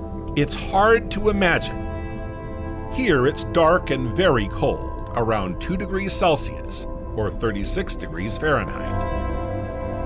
As photosynthesis cannot take place in this zone of total darkness, there are no living plants available as food. But the organisms that live there can feed on pieces of dead plant material that fall from higher up. These pieces, along with animal waste and the remains of dead animals, make up what is known as marine snow. It is also found in the bathypelagic zone. It forms part of the diet of deep-sea animals. The abyssal plain is a vast expanse of muddy sediments. They originate in minerals such as sand, gravel, and silt, but also in the decomposition of the bodies of billions of marine creatures accumulated over millions of years. Life is very abundant in the benthos, i.e. on the bottom, in the sediments. Much more so in the pelagos, i.e. the open sea. It has been demonstrated that the biodiversity present in the sediments of the abyssal plain is as diverse as that of the tropical forest, but even less is known about it. Some very strange species can be found here. Let me introduce you to a few of them. Let's start with a tube worm, also known as Riftia, This giant worm can grow to a size of 2 meters or 7 feet, with a diameter of 5 centimeters or 2 inches. It's an extremophile species because it lives in extreme conditions that are lethal to most other living organisms. It is found in the deep waters of the Pacific Ocean. It lives in a chitin tube, which it secretes and enlarges as it grows. This natural molecule is found in the shells of many crustaceans and mollusks. This tube protects it from predators and harsh environmental conditions. The tube is attached to the substrate, sand or mud, but can also be attached to rock or coral. It does not live alone, but in colonies of 100 to 200 individuals per square meter. They are soft, brown, and red in color. But this animal is truly bizarre. It has no mouth, no digestive tract, and no anus. But how does it feed? Its body is filled with a large sac called the trophosome. In this sac live chemosynthetic bacteria. They use the chemical energy contained in the hydrothermal fluids transmitted by the worm via its bloodstream. Yes, this worm is smart. It has settled on seabeds close to hydrothermal vents. These vents allow heat to rise from the center of the planet. Near them, the water can reach 450 degrees Celsius, or 842 degrees Fahrenheit. This is too hot for our worm, so it settles where the water is between 5 and 25 degrees Celsius, or 41 and 77 degrees Fahrenheit. The riftia has long gills that enable it to extract the chemical elements emitted by its hot springs, including hydrogen sulfide. Worms and bacteria live in symbiosis.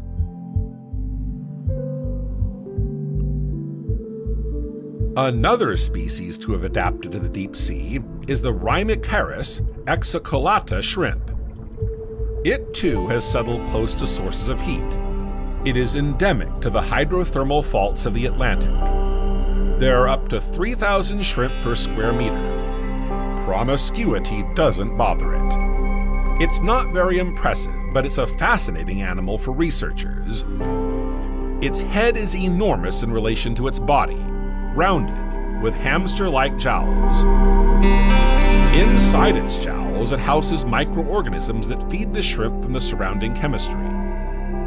It eats directly from the head, bypassing the digestive tract.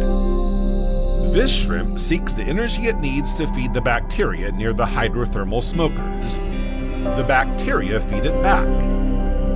The shell of its head has become so large that its chewing claws have jammed, so it's no longer a predator that catches its prey and brings it to its mouth. She simply waits for the bacteria to do their work. At this depth, every effort is costly. Our shrimp saves itself. Other species work in two ways, like the sponge, Cladorhiza methanophyllum. It lives in symbiosis with methanotrophic bacteria near hot springs, but it is also carnivorous since crustaceans have been found embedded and more or less digested in its filaments.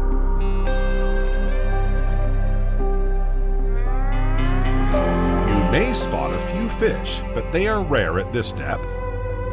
There's the tripod fish, which seems to be equipped with stilts that enable it to stand on the mud. It measures up to 36 centimeters or 14 inches long, but its stilt fins can be longer. It rests on its fins and waits for a small crustacean to pass within reach, catching it with its oversized mouth. Its eyes, useless at this depth, are tiny. Perhaps our ship's lights will illuminate the repulsive silhouette of a large dike. This sleek black fish is a strange shape indeed. It has a rather large head, and above all, a huge mouth. The tail seems to be attached directly to the head. This is all the more apparent on the pelican Gosier. Its mouth makes up a quarter of its size. Specimens analyzed measured up to 61 centimeters or 24 inches. This fish has no ventral fins, scales, or swim bladder. This bladder is in fact a gas-filled sac, found in bony fish, which acts as a ballast, facilitating the fish's movement through the water column. A luminous organ is located at the end of its long tail. It emits a red or pink light that attracts prey. Have you noticed that unlike other deep-sea animals, the fish attracts its prey with its tail? It feeds on plankton, fish, shrimps, and small crustaceans. As I said, many species live on the mud at the bottom of the abyssal plain, but we have very little information on them. These include sponges, worms, sea urchins, and other strange creatures. You're sure to spot starfish on our journey, as they can be found at all depths. The record for the movement is a star filmed at 8,400 meters or 28,000 feet. Some creatures are fixed, others move with legs that have become long and slender, rather like waders.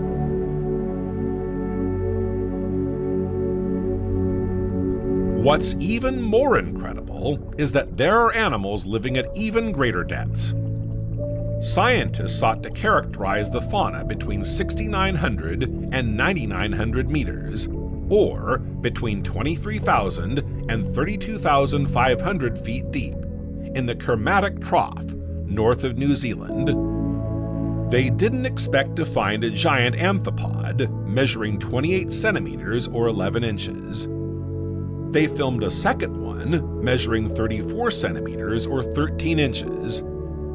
It was an as-yet unknown species. The animal resembled a giant pink woodlouse. Amphipods are part of a new species discovered in 2009 in the marine trenches bordering Peru and Chile. Amphipods exist everywhere, but are generally no bigger than 4 centimeters or 2 inches.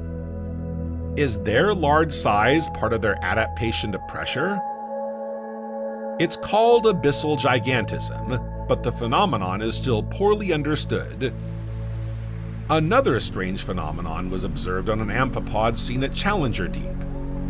Challenger Deep is the deepest point ever measured in the oceans. It is located near the Mariana Islands at the end of the Mariana Trench. More importantly, it's 11,000 meters or 36,000 feet deep. That's absolutely enormous, and a bit frightening. Well, even there, we discovered life. The amphipods living at the bottom of Challenger Deep have a special layer of metal on their exoskeleton, a kind of armor. They suck in materials containing aluminum and mix them with chemicals in their intestines. The result is a layer of metal. They're called armored amphipods.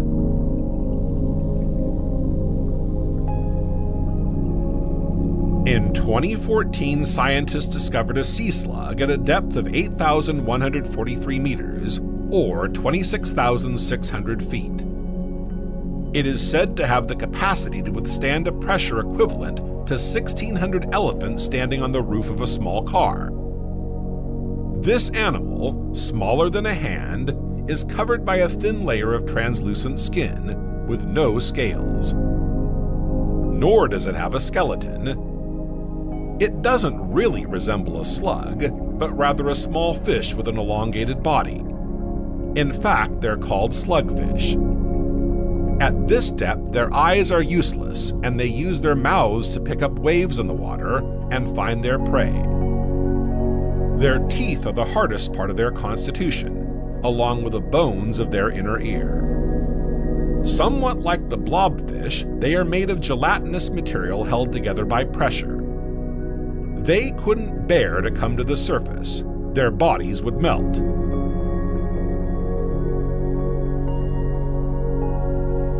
We're going to rise slowly to the surface. Little by little, the water will lighten as we approach the surface. As you can see, we still know very little about the animals and plants living in the abyss. It's a world we've only been exploring for a few decades. It's a new world for us, and yet a very old one. As everywhere in nature, species adapt to their environment in astonishing ways. Let's start with sight.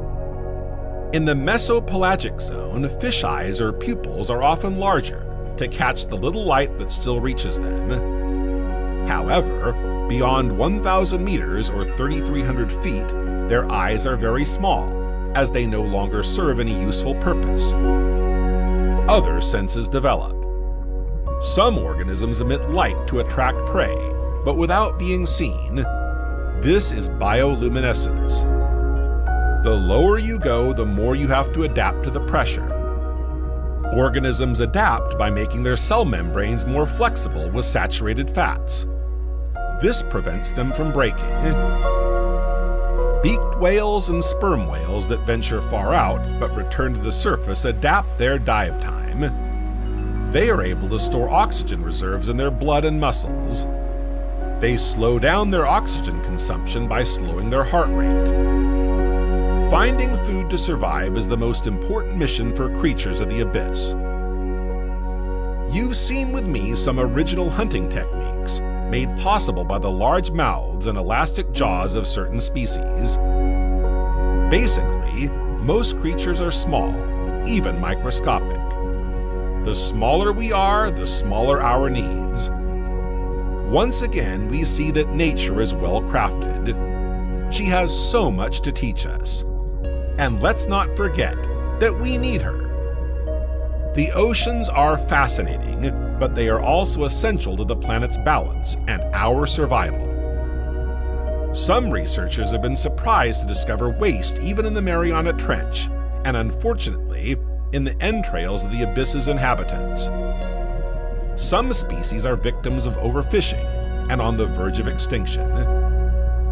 Fishermen cast their trawls deeper and deeper to catch more and more fish.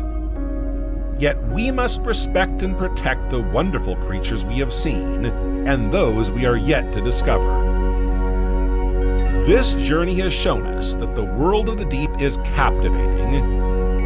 We know that it still holds many surprises in store for us, and we can't wait. But now we've arrived, we can open the porthole and take a deep breath of fresh air.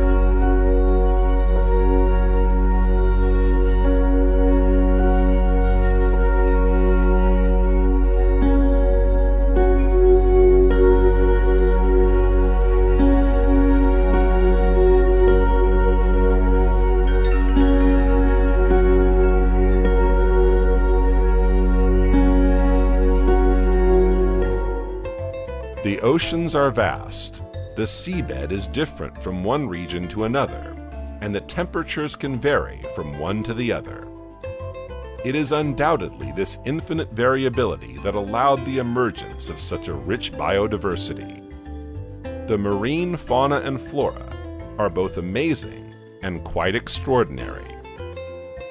Before starting this trip, did you try to imagine what the bottom of the sea could look like? The first 100 meters, the light is still very present.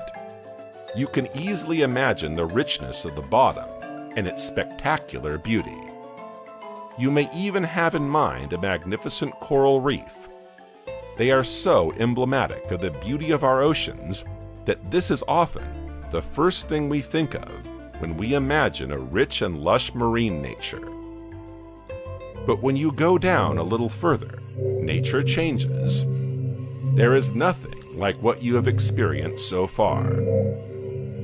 The seafloor is as varied as the land. On land, you can go from mountains to plains to deserts to forests. Well, you should know that under the sea you can find the same variety of landscapes. You see these ridges? They are oceanic ridges. They are nothing less than submerged mountains. They are underwater. Without diving equipment, you would never be able to detect their presence. However, some of them are gigantic. They can extend for nearly 60,000 kilometers, or more than 37,000 miles. This is without a doubt the longest mountain range on Earth. But that's not all.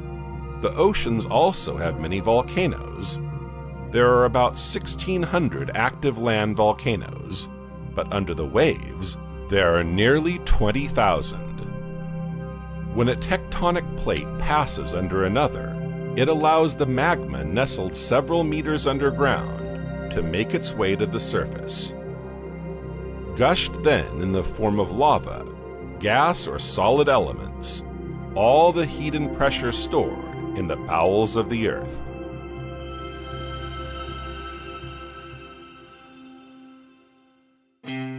Another spectacular phenomenon of the oceans is the presence of hydrothermal vents in our seabed. These hydrothermal vents, also called white smokers or black smokers, depending on their characteristics, are like marine geysers. But contrary to volcanoes, it is not the approach, but the distance of the plates that is at the origin of the manifestation of hydrothermal vents. When two plates move apart, they create a crack, a fault in the ground. The magma and gas are then in direct contact with the seawater. The extremely hot, about 1200 degrees Celsius, or 2,192 degrees Fahrenheit, meets the extremely cold, 2 degrees Celsius, or 35.2 degrees Fahrenheit, only in some areas. The pressure released is enormous. I suspect that this rather unfriendly environment at first glance makes you uncomfortable. But there are a few species that you absolutely must meet before going any further to the surface of our oceans. I would like you to see with your own eyes the phenomenon of chemosynthesis and the extraordinary food chain that persists in such an environment. Here it is, a Pompeii worm. It lives near the dorsal of the eastern Pacific. This amazing animal is able to use its environment to survive. It builds a calcified tube and protects itself inside from the heat produced by the smokers. Despite this protective shell, the temperature can reach 80 degrees Celsius or 176 degrees Fahrenheit. This is probably the most heat-resistant creature we know, both on land and at sea. Other worms, such as the giant tube worm, live in these extreme environments. This colony counts no less than 200 individuals per square meter. Brown in color and measuring up to 2 meters or almost 7 feet, this creature has no mouth, no intestine, and even no anus. And yet, it manages to survive and even reproduce. What you see first is the tube in which it nests, but the body is inside, perfectly protected. It too lives near the hydrothermal vents. To survive, the worm uses what scientists call symbiosis. The worm has a trophosome. This organ hosts bacteria. These bacteria need the worm to feed, and that is why they have taken up residence inside the giant tube worm. But the tube worm takes full advantage of this cohabitation. Bacteria can synthesize sugar from hydrogen sulfide, carbon dioxide, and oxygen released by the chimneys, which the worm is absolutely unable to do. However, these sugars form its diet. Without this, it is the death assured. It cannot feed itself. Finally, the sulfo-oxidizing bacteria and the tube worm found each other perfectly. There are many cases of symbiosis such as this one, near the chimneys and the abysses. Look who's walking by, a shrimp. It is completely blind. But what use would it be to him, the sight in this environment, where the darkness reigns in master? Anyway, this little sea creature also benefits from symbiosis. You will see that it too has adapted to its natural environment in an equally extraordinary way. It hosts bacteria and feeds its hosts, while the latter provide it with plenty of food. It uses the same process as the worm we met a few meters away. You have probably heard of photosynthesis for plants. Well, these batteries use another process that scientists call chemosynthesis. It's a process that is very similar to photosynthesis. Without oxygen or light, nature has adapted. From non-organic elements, these creatures are able to create organic elements and thus provide assimilable food for their hosts. Chemosynthesis is an essential element of the underwater food chain. Many species depend on this first branch. Without them, no life would be possible in the deep sea. Nature is definitely incredible, don't you think? With so little light and oxygen, with such pressure and such temperatures, life is nevertheless possible. But if the ocean is full of life, of extraordinary creatures, each one more amazing than the other, it is also home to animals that are, to say the least, frightening.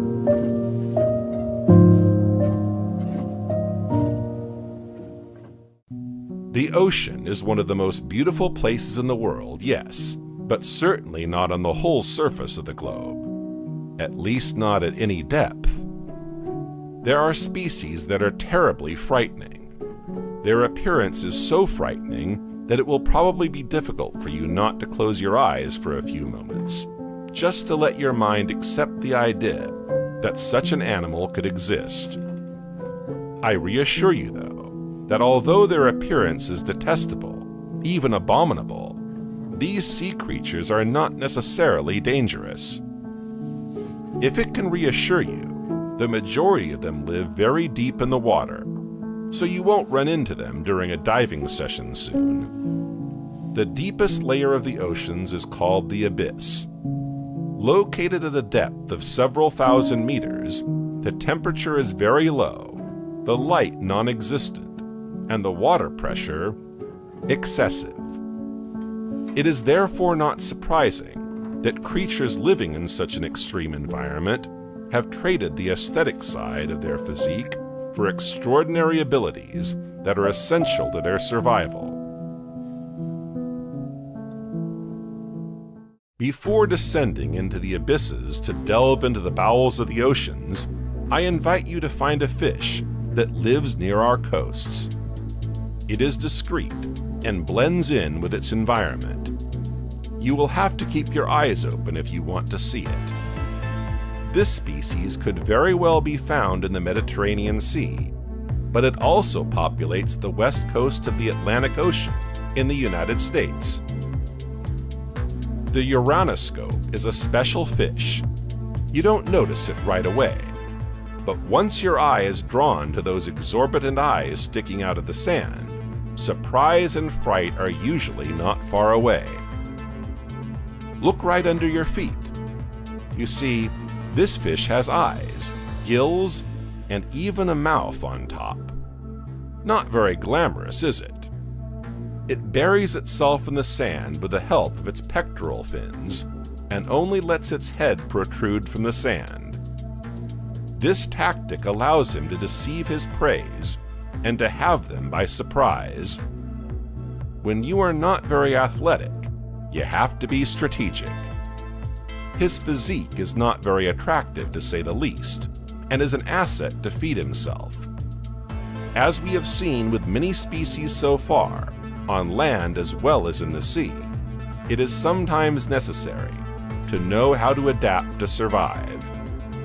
This is the case of this fish. Its face, as disadvantageous as it is to our eyes, is for him a real asset that he does not hesitate to use as soon as hunger is felt. You will not escape. You will have to be courageous. We are going to start our descent into the abyss. You will feel more and more oppressed. The pressure of the water becomes more intense with each meter you travel. You will also miss the light. Contrary to the different species you will meet during this descent, you are not equipped to live in these oceanic regions. Your eyes, used to the comfort of light, will not be of any use to you here. This is probably the most worrying thing about the ocean floor, the lack of light. Do you also feel the cold that grips your body? The temperature probably doesn't rise above 4 degrees Celsius, or 39.2 degrees Fahrenheit at the most. The abyss is frightening, but this territory is as extraordinary as it is surprising, which is why I want to take you there. It is home to the most incredible legends about our oceans. They are rarely true, but they reflect the passion that drives us. The ocean floor fascinates.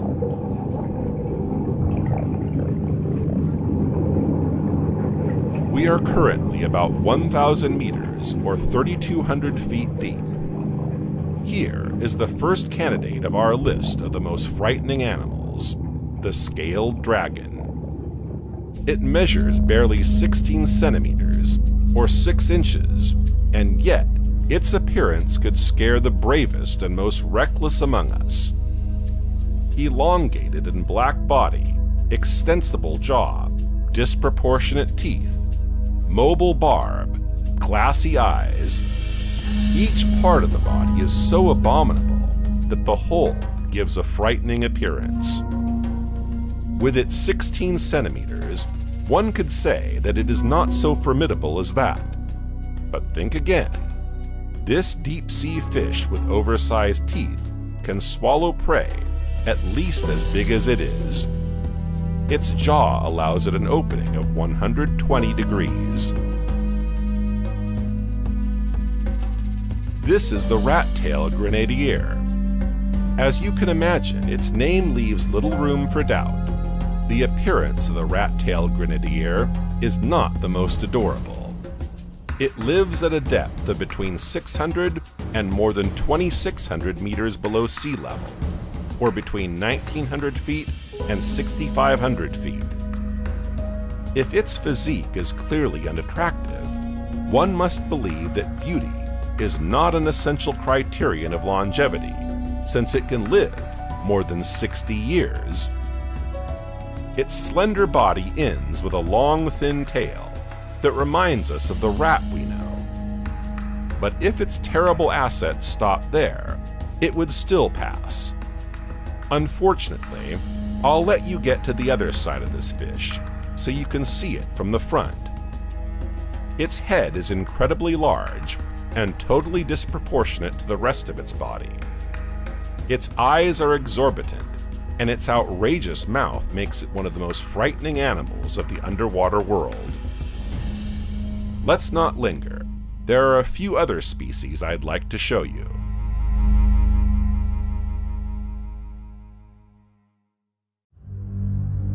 Are you ready to go down a little further into the depths of the sea? The abyss awaits you. It's hard to hold back a scream when you see a damsel. This being seems to be a zombie fish, a real undead finned fish.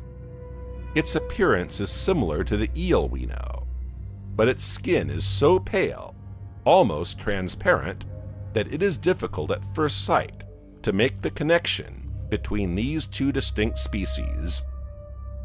Often confused with fish larvae, the dunny seems not to be completely finished, and yet it is indeed an adult specimen that you see there. The skeleton, the muscles, and certain organs are however underdeveloped, like the eyes, for example. It is for this reason that its appearance is so frightening. It is nicknamed the blind eel. In its defense, in such an environment, its body must be armed to survive. Good eyes would be of no use to her here. On the other hand, his body must be able to withstand an incredible amount of pressure.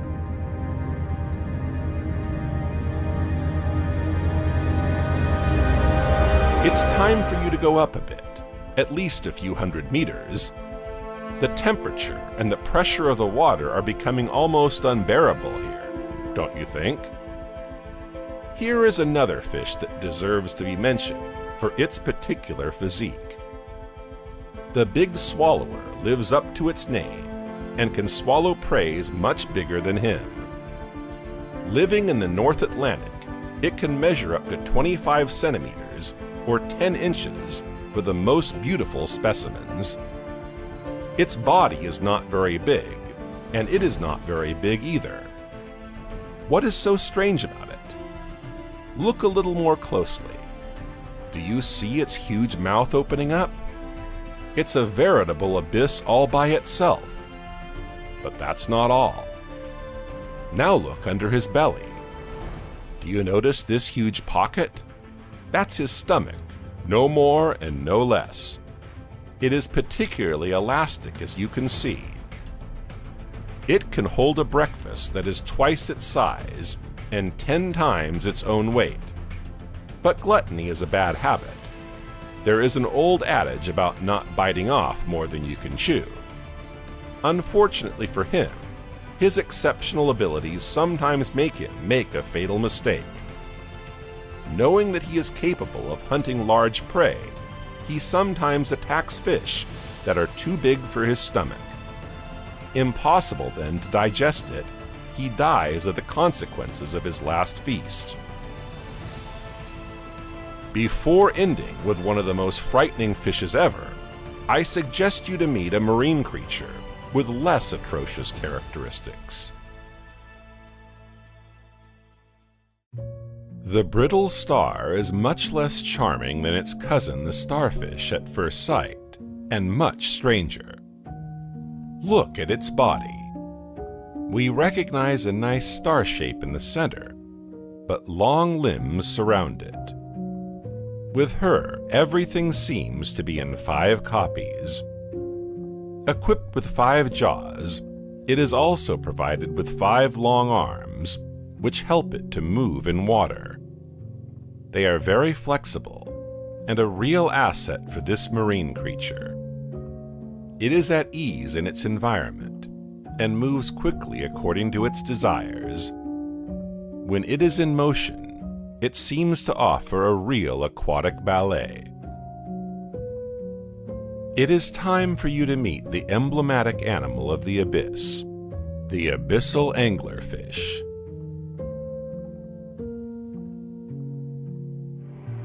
It could be elected the most dangerous and scary marine animal of the oceans. The abyssal anglerfish is really impressive.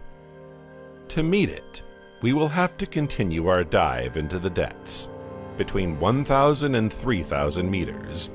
That is between 3,200 and 10,000 feet. The anglerfish has an unusual physique. Its jaw is disproportionate and worthy of the worst horror movies. Do you see those long and sharp teeth? They are capable of biting and crushing animals twice its size. But this is far from being its only asset as a deep-sea predator. The anglerfish can't see very well, but it has a highly developed olfactory system, which allows it to detect many odors in the water. At the end of its first dorsal spine, this small luminous ball that you can see is a real trap. Prey are attracted to this beneficial light source and are drawn in like magnets. The anglerfish is quick to pounce on the animal and tear its prey apart. As a strangeness never comes alone at such depths, here is another little anecdote about this animal. The one you see here is a female. She can measure up to about 30 centimeters, or almost 12 inches. The males are much smaller, only 3 centimeters or 1 inch. What is extraordinary in this unusual couple is that the male lives attached to the female, like a parasite. This is what allows them to dedicate their life to reproduction. In such an extreme environment, things are complex by nature. living on top of each other makes things a little easier.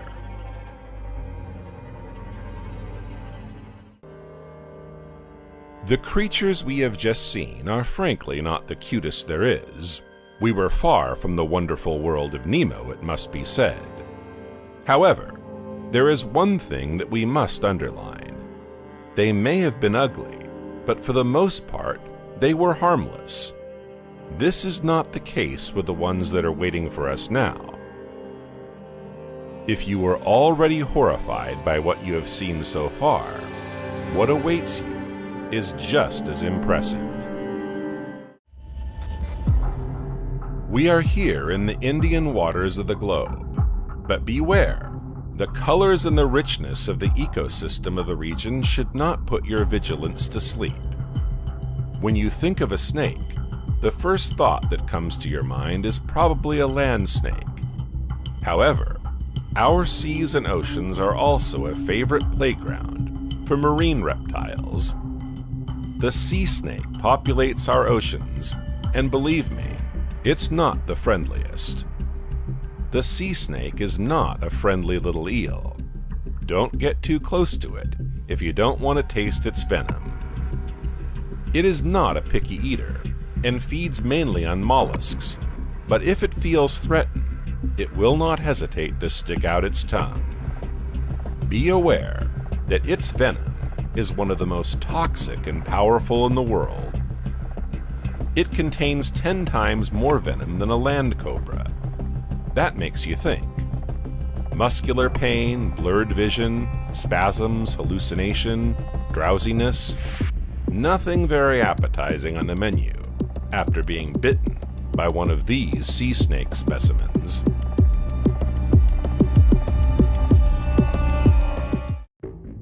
Here is another creature that is widely talked about on the web, and rarely in very good terms. The barracuda is a species of fish that lives in tropical waters. Elongated body, impressive jaw, teeth in the shape of fangs, 50 kilograms, or 110 pounds, and 2 meters, or 7 feet long. Its physique speaks for itself. It does not have the appearance of a pretty clownfish. In spite of its impressive physique, it is especially its character that you must fear. It is known for its aggressiveness, and it does not hesitate to attack humans if they cross its path. In view of its impressive jaw, I let you imagine the size of the bites it is capable of. It is one of the most aggressive and feared fish. It is known for its temperamental and impulsive side. We are still in the Indian Ocean, and in spite of the incredible beauty of the seascape in front of you, I would like to tell you about this little animal that is right there in front of you. This is an octopus with beautiful colors. It seems almost endearing at first sight. 100 grams for 10 centimeters, it is a featherweight of the oceans. But beware of appearances. Unlike the barracuda, it is rather friendly, but it is also formidable. Brown or gray in color, you will notice that it has the ability to change color. When she feels in danger, you'll see blue rings appear all over her body. This is a signal from her to you to leave her alone. It is better to listen to her advice and not to insist on getting too close to her. It would then realize its very powerful toxic venom, capable of killing a man in less than 30 minutes. The salivary gland contains enough venom to kill more than 20 people. The least we can say is that this little octopus is perfectly equipped to defend itself. After the bite, the venom attacks the body and causes respiratory distress, pain, and paralysis. It's certain death for its victim. The only positive point in this encounter is the non-aggressive side of the octopus. It attacks only when it feels in real danger. You can observe it at your leisure, as long as you respect its vital space and do not show any sign of attack. We could not talk about the most dangerous animals of the marine world without mentioning the great white shark. The movies have made a lot of noise about it, and have painted a rather negative picture of this god of the seas. It lives in the deep waters of our oceans, and does not come close to the coast. This should be enough to reassure you. You don't risk to meet him when you go swimming. Its physique is impressive. As you can see, the animal reigns supreme in this part of the ocean. It measures 6 meters long, or 20 feet. But it is without a doubt its jaw that is the most striking. 300 perfectly sharpened teeth are inside. To put your mind at rest, I would like to specify that its favorite food is not man, but seal, cetacean, or sea turtle. If some attacks on humans have caused a lot of ink to flow, it is not due to the aggressiveness of the shark, but to the very poor vision of this marine creature, which confuses humans with other marine animals. The shark remains a dangerous animal, as its body is armed to be one of the most fearsome predators in the ocean. When it hunts, it is impressive. The attacks are truly spectacular. After seeing a marine colossus such as the white shark, you will probably find it hard to believe me when I introduce you to our latest marine killer. It is, however, one of the most dangerous of the oceans. You're probably thinking of a fish or something like that, but it is nothing more or less than a simple little mollusk. The cone shell is formidable. It lives in the warm waters of the globe and is active mainly at night. It has a mouth membrane that allows it to wrap and gobble its prey. If most of the species of this mollusk are venomous, the biggest ones are very dangerous for humans. There is no anti-venom. A man can succumb in less than 2 hours after having touched one of these shells, notably the textile cone and the geographer cone. The venom of this mollusk is a real cocktail poisoned. It combines the effects of the fugu, a venomous fish with a toxin 500 times more virulent than cyanide, and that of the cobra, a venomous snake whose neurotoxins can paralyze muscles in the respiratory system. This shell leaves absolutely no chance for its victim to escape. It projects its venom with a stinger that you can see at the end of its body. It strikes its victim, paralyzes it, and waits patiently until its feast is ready to be eaten. The shells of this mollusk are often very pretty, with white and brown rings and striations. They attract men for their aesthetic characteristics, but can be dangerous and deadly.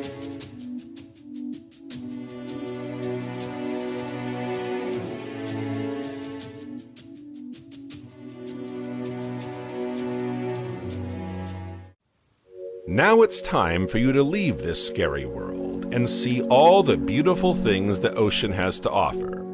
Because yes, it can be hostile and dangerous at times, but it is also incredible, wonderful, and exceptional. Not all marine animals are scary or dangerous. Some are very friendly and warm, even with humans.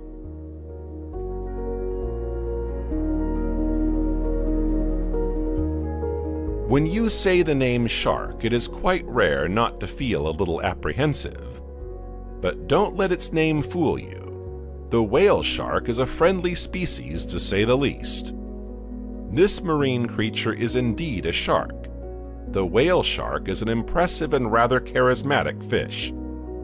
It is recognizable by its cartilaginous skeleton, its 7 gill slits on each side of the head, and its 300 rows of teeth, that is to say, 3,000 teeth in total. Its disproportionate size between 8 and 15 meters for the most impressive, does not play much in its favor either. However, it can still be classified as a friendly marine creature. The whale shark is different.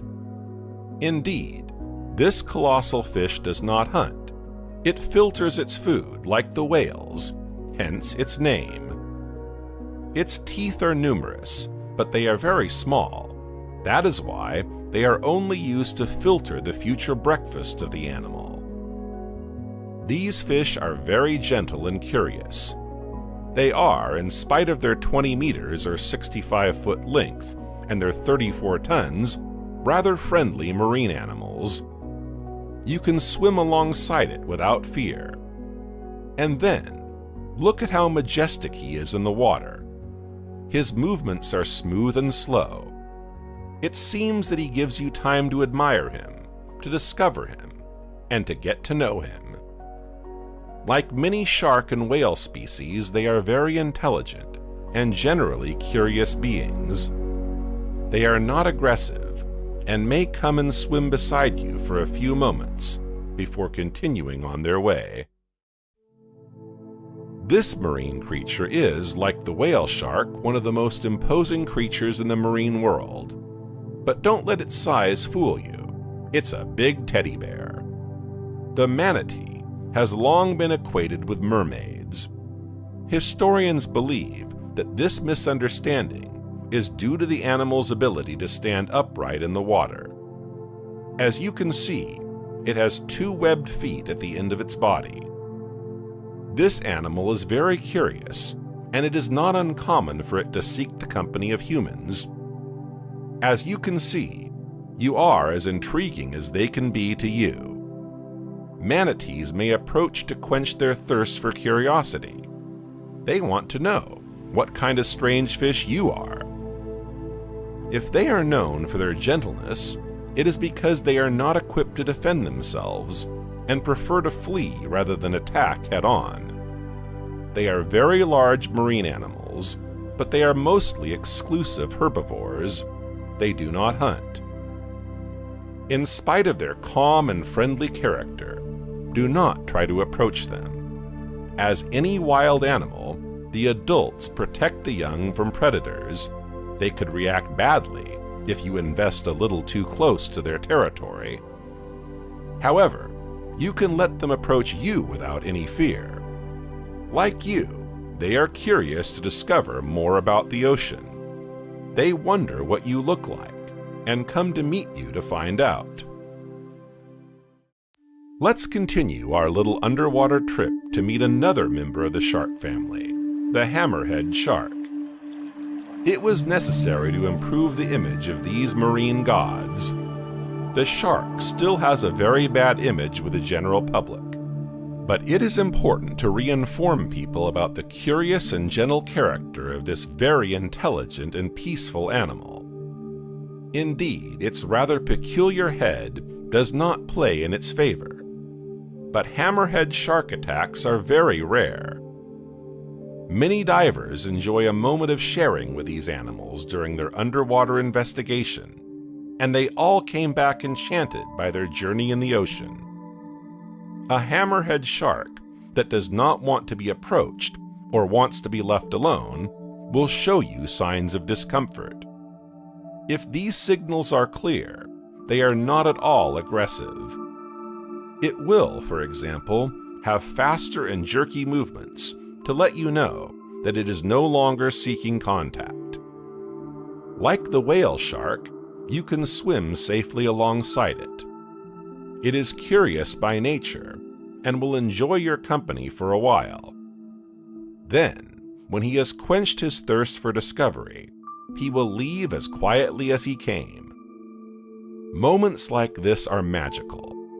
To swim a few meters away from such majestic and impressive creatures leaves an inexhaustible memory. The emotions are so strong that they seem almost palpable. Oh, here, look at this mass of vegetation and rock. You see these long yellow and orange tubes. They are marine sponges.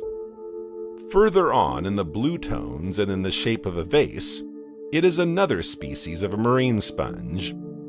The colors are so beautiful and surprising in the ocean.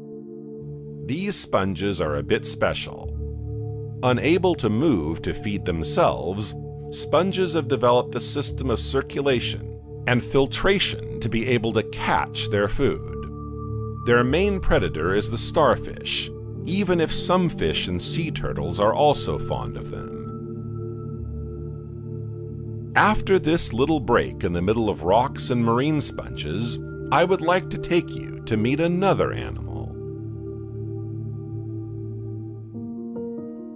Otters are not necessarily very attached to humans and do not particularly seek their company.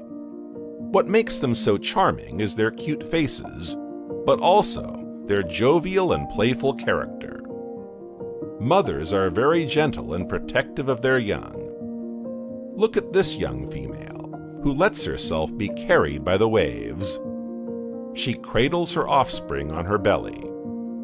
In her features or attitudes, she sometimes seems very close to a human being.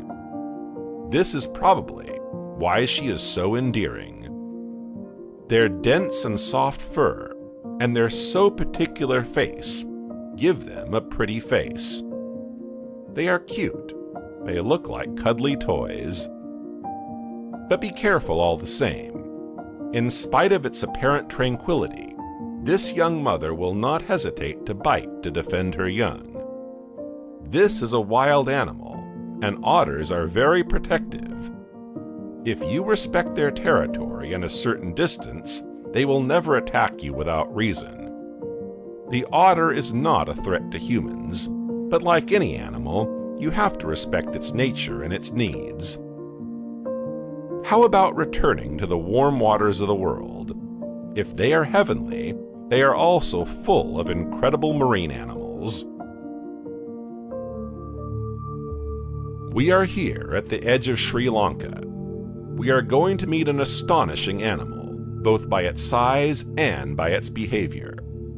The sea devil, also called giant eagle ray, has long been frowned upon, especially by fishermen. Indeed, according to the legend, these marine creatures used to drag boats to the bottom of the oceans.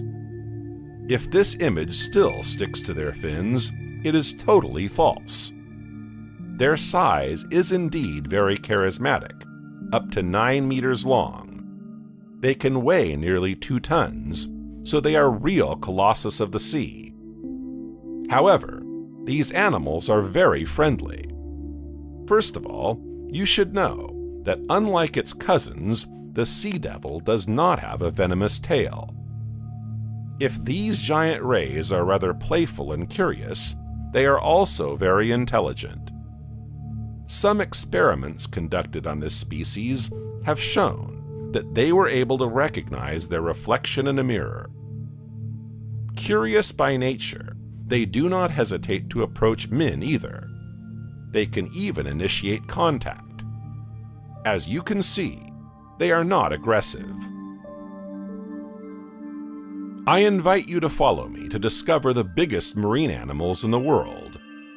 On land, the elephant, the rhinoceros, or the giraffe are famous for their exceptional silhouette. But it is in the ocean that you will be able to admire the most impressive of them all. The marine world is full of creatures, each more extraordinary than the last. The ones we are going to see now would collapse under their own weight if they had to live on land. You have seen many mollusks so far, but none as big as the one we are going to see together. Meet the giant clam. It lives up to its name. You probably can't imagine it when you see it in its natural environment, but it measures more than 1 meter long and weighs nearly 220 kilos, that is to say, more than 3 feet long and nearly 485 pounds. Another particularity of this wonderful specimen of the seas, its color. Each of these clams is unique. No 2 clams have the same color as each other. Look how beautiful this one is. Treat it with a lot of gentleness and care, because it is undoubtedly an old lady that deserves our greatest respect. She may live 100 years. The giant clam is far from being the only species to play in the heavyweight category of the ocean floor. The fin whale is the second largest mammal in the world and can reach 26 meters, or 85 feet in length, and weigh 75 tons. Yes, you heard me right, 75 tons. How can an animal of such a large size move through the water with such ease? The rorqual lives in groups and rarely approaches the coast. It is a gentle and peaceful animal. As incredible as it may seem, just like elephants, which are herbivores, these animals feed essentially on plankton. So it is not a terrible predator, but rather a colossus with a tender heart.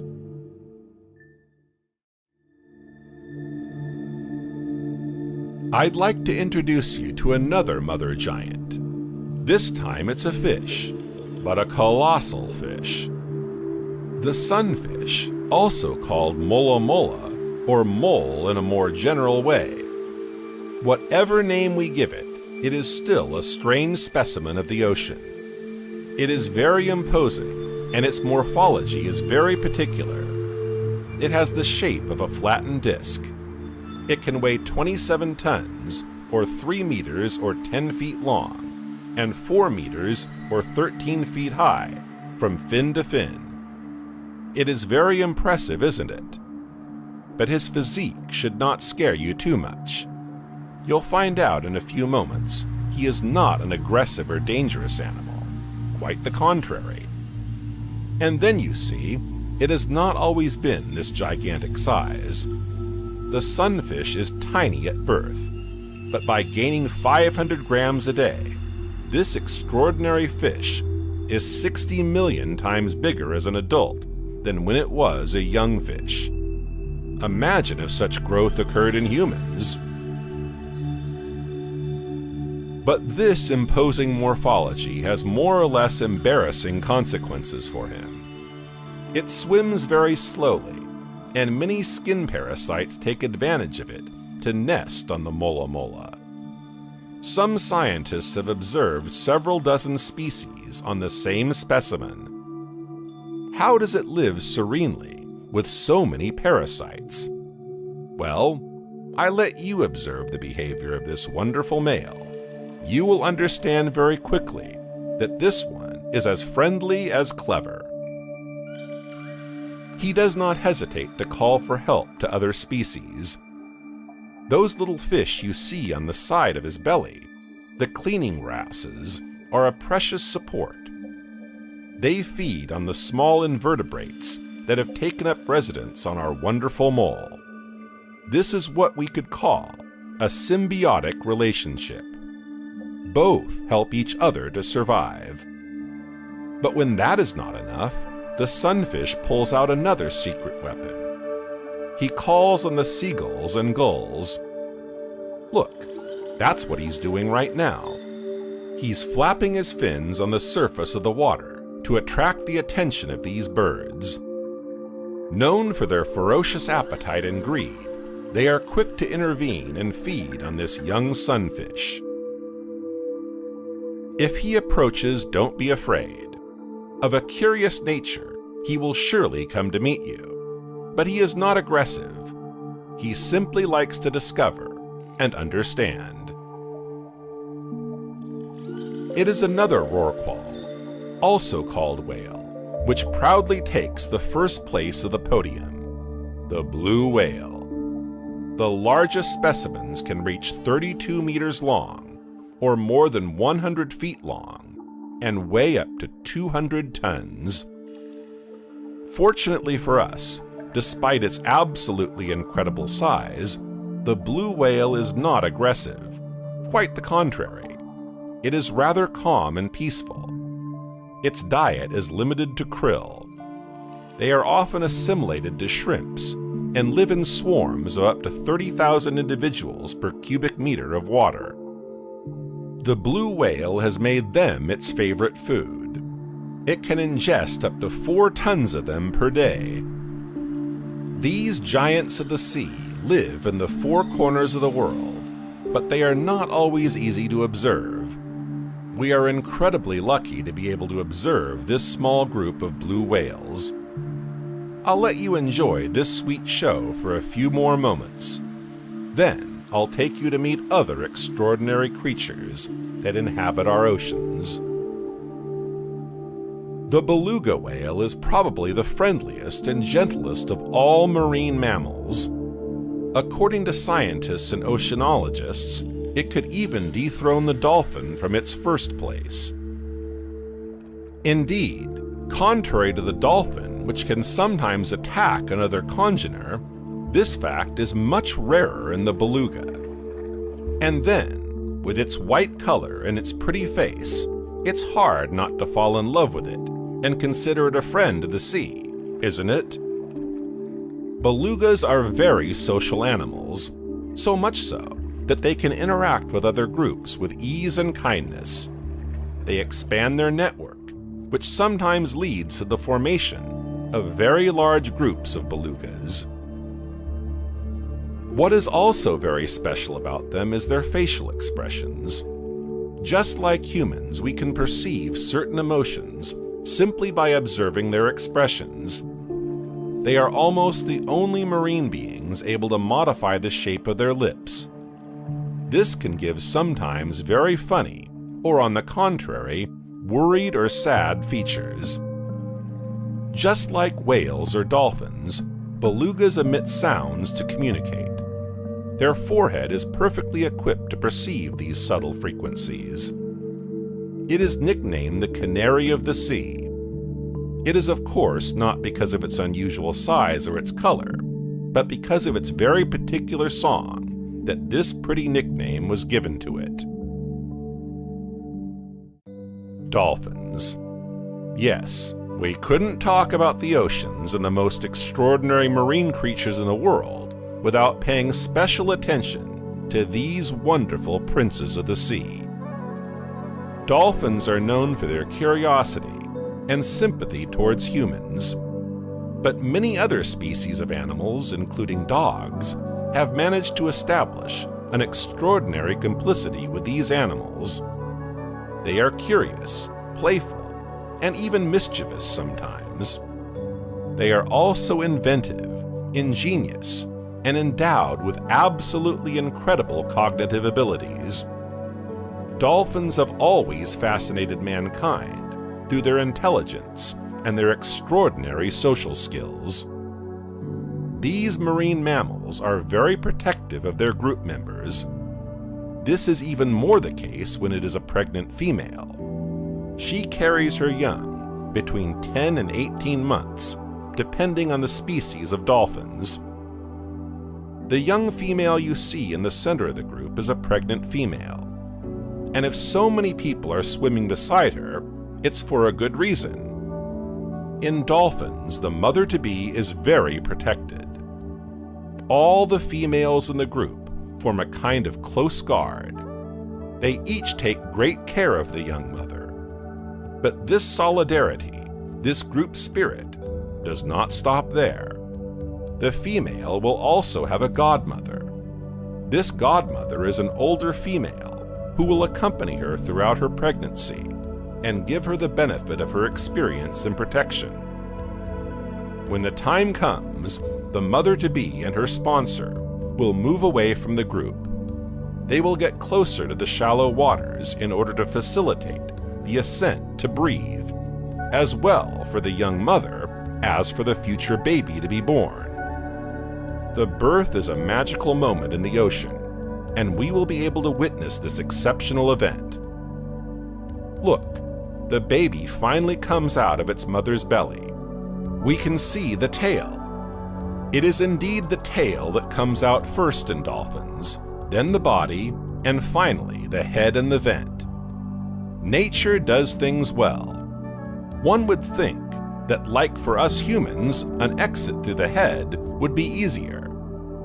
Easy maybe, but very dangerous for this young dolphin. A reflex inhalation could occur and have serious consequences if the delivery turns out to be longer or more difficult than expected. As you can see, the godmother is always by the side of the young mother. She acts as a midwife and takes care of her throughout the birth. When the mother needs to feed, it is again the godmother who will take over and protect the young dolphin as fiercely as if it were her own pup. Education is a group affair for this marine mammal. Everyone takes part in this precious and essential task. After 5 months, he will be able to feed himself and will benefit from the protection of the whole family, of which he is now a full member. He will learn all the communication codes and social behaviors of his group. These 2 dolphins touching their fins are saying hello in a friendly way. The sounds produced by dolphins probably all seem more or less similar to you. But our ears are not educated enough to perceive all the subtleties of their language. According to recent studies, the dolphin has a vocal repertoire of nearly 14 signals. The intensity, structure, or duration differ and allow to develop a complex communication. But the dolphin, despite its beautiful voice, uses many other communication processes, including postures, behaviors, and even distances. These beings are very tactile. It is undoubtedly what allows this unification and this solidarity in the group. The physical contact is essential within the group. It is the basis of their communication system. If the social skills of the dolphin have made it so popular, it is also a very intelligent creature, gifted with reflection and capable of sometimes surprising action. It is not uncommon for dolphins to have asked humans for help. Near Hawaii, one of them approached a diver because a hook was stuck in his flipper, for example. He was thus able to benefit from a human help to remove the famous hook and to continue his way in the ocean. Sometimes they come into contact with humans or other animals not to ask for help, but to provide their own. Nicknamed the superheroes of the sea, they have many outstanding rescues to their credit. They have rescued humans from drowning, but also some of them from shark attacks. Dolphins know how to be brave. They have also helped other marine animals, or even dogs, in trouble in the water. The dolphin is one of the most exceptional beings that inhabit our world. How can we not succumb to the charms of the ocean when we meet such creatures? This nice meeting marks the end of our trip. Here we are at the end of our journey. You have been able to admire extraordinary animals and to perceive with your own eyes the richness of the biodiversity that is hidden at the bottom of our oceans. Which species has impressed you the most because of its extraordinary abilities or its physical characteristics?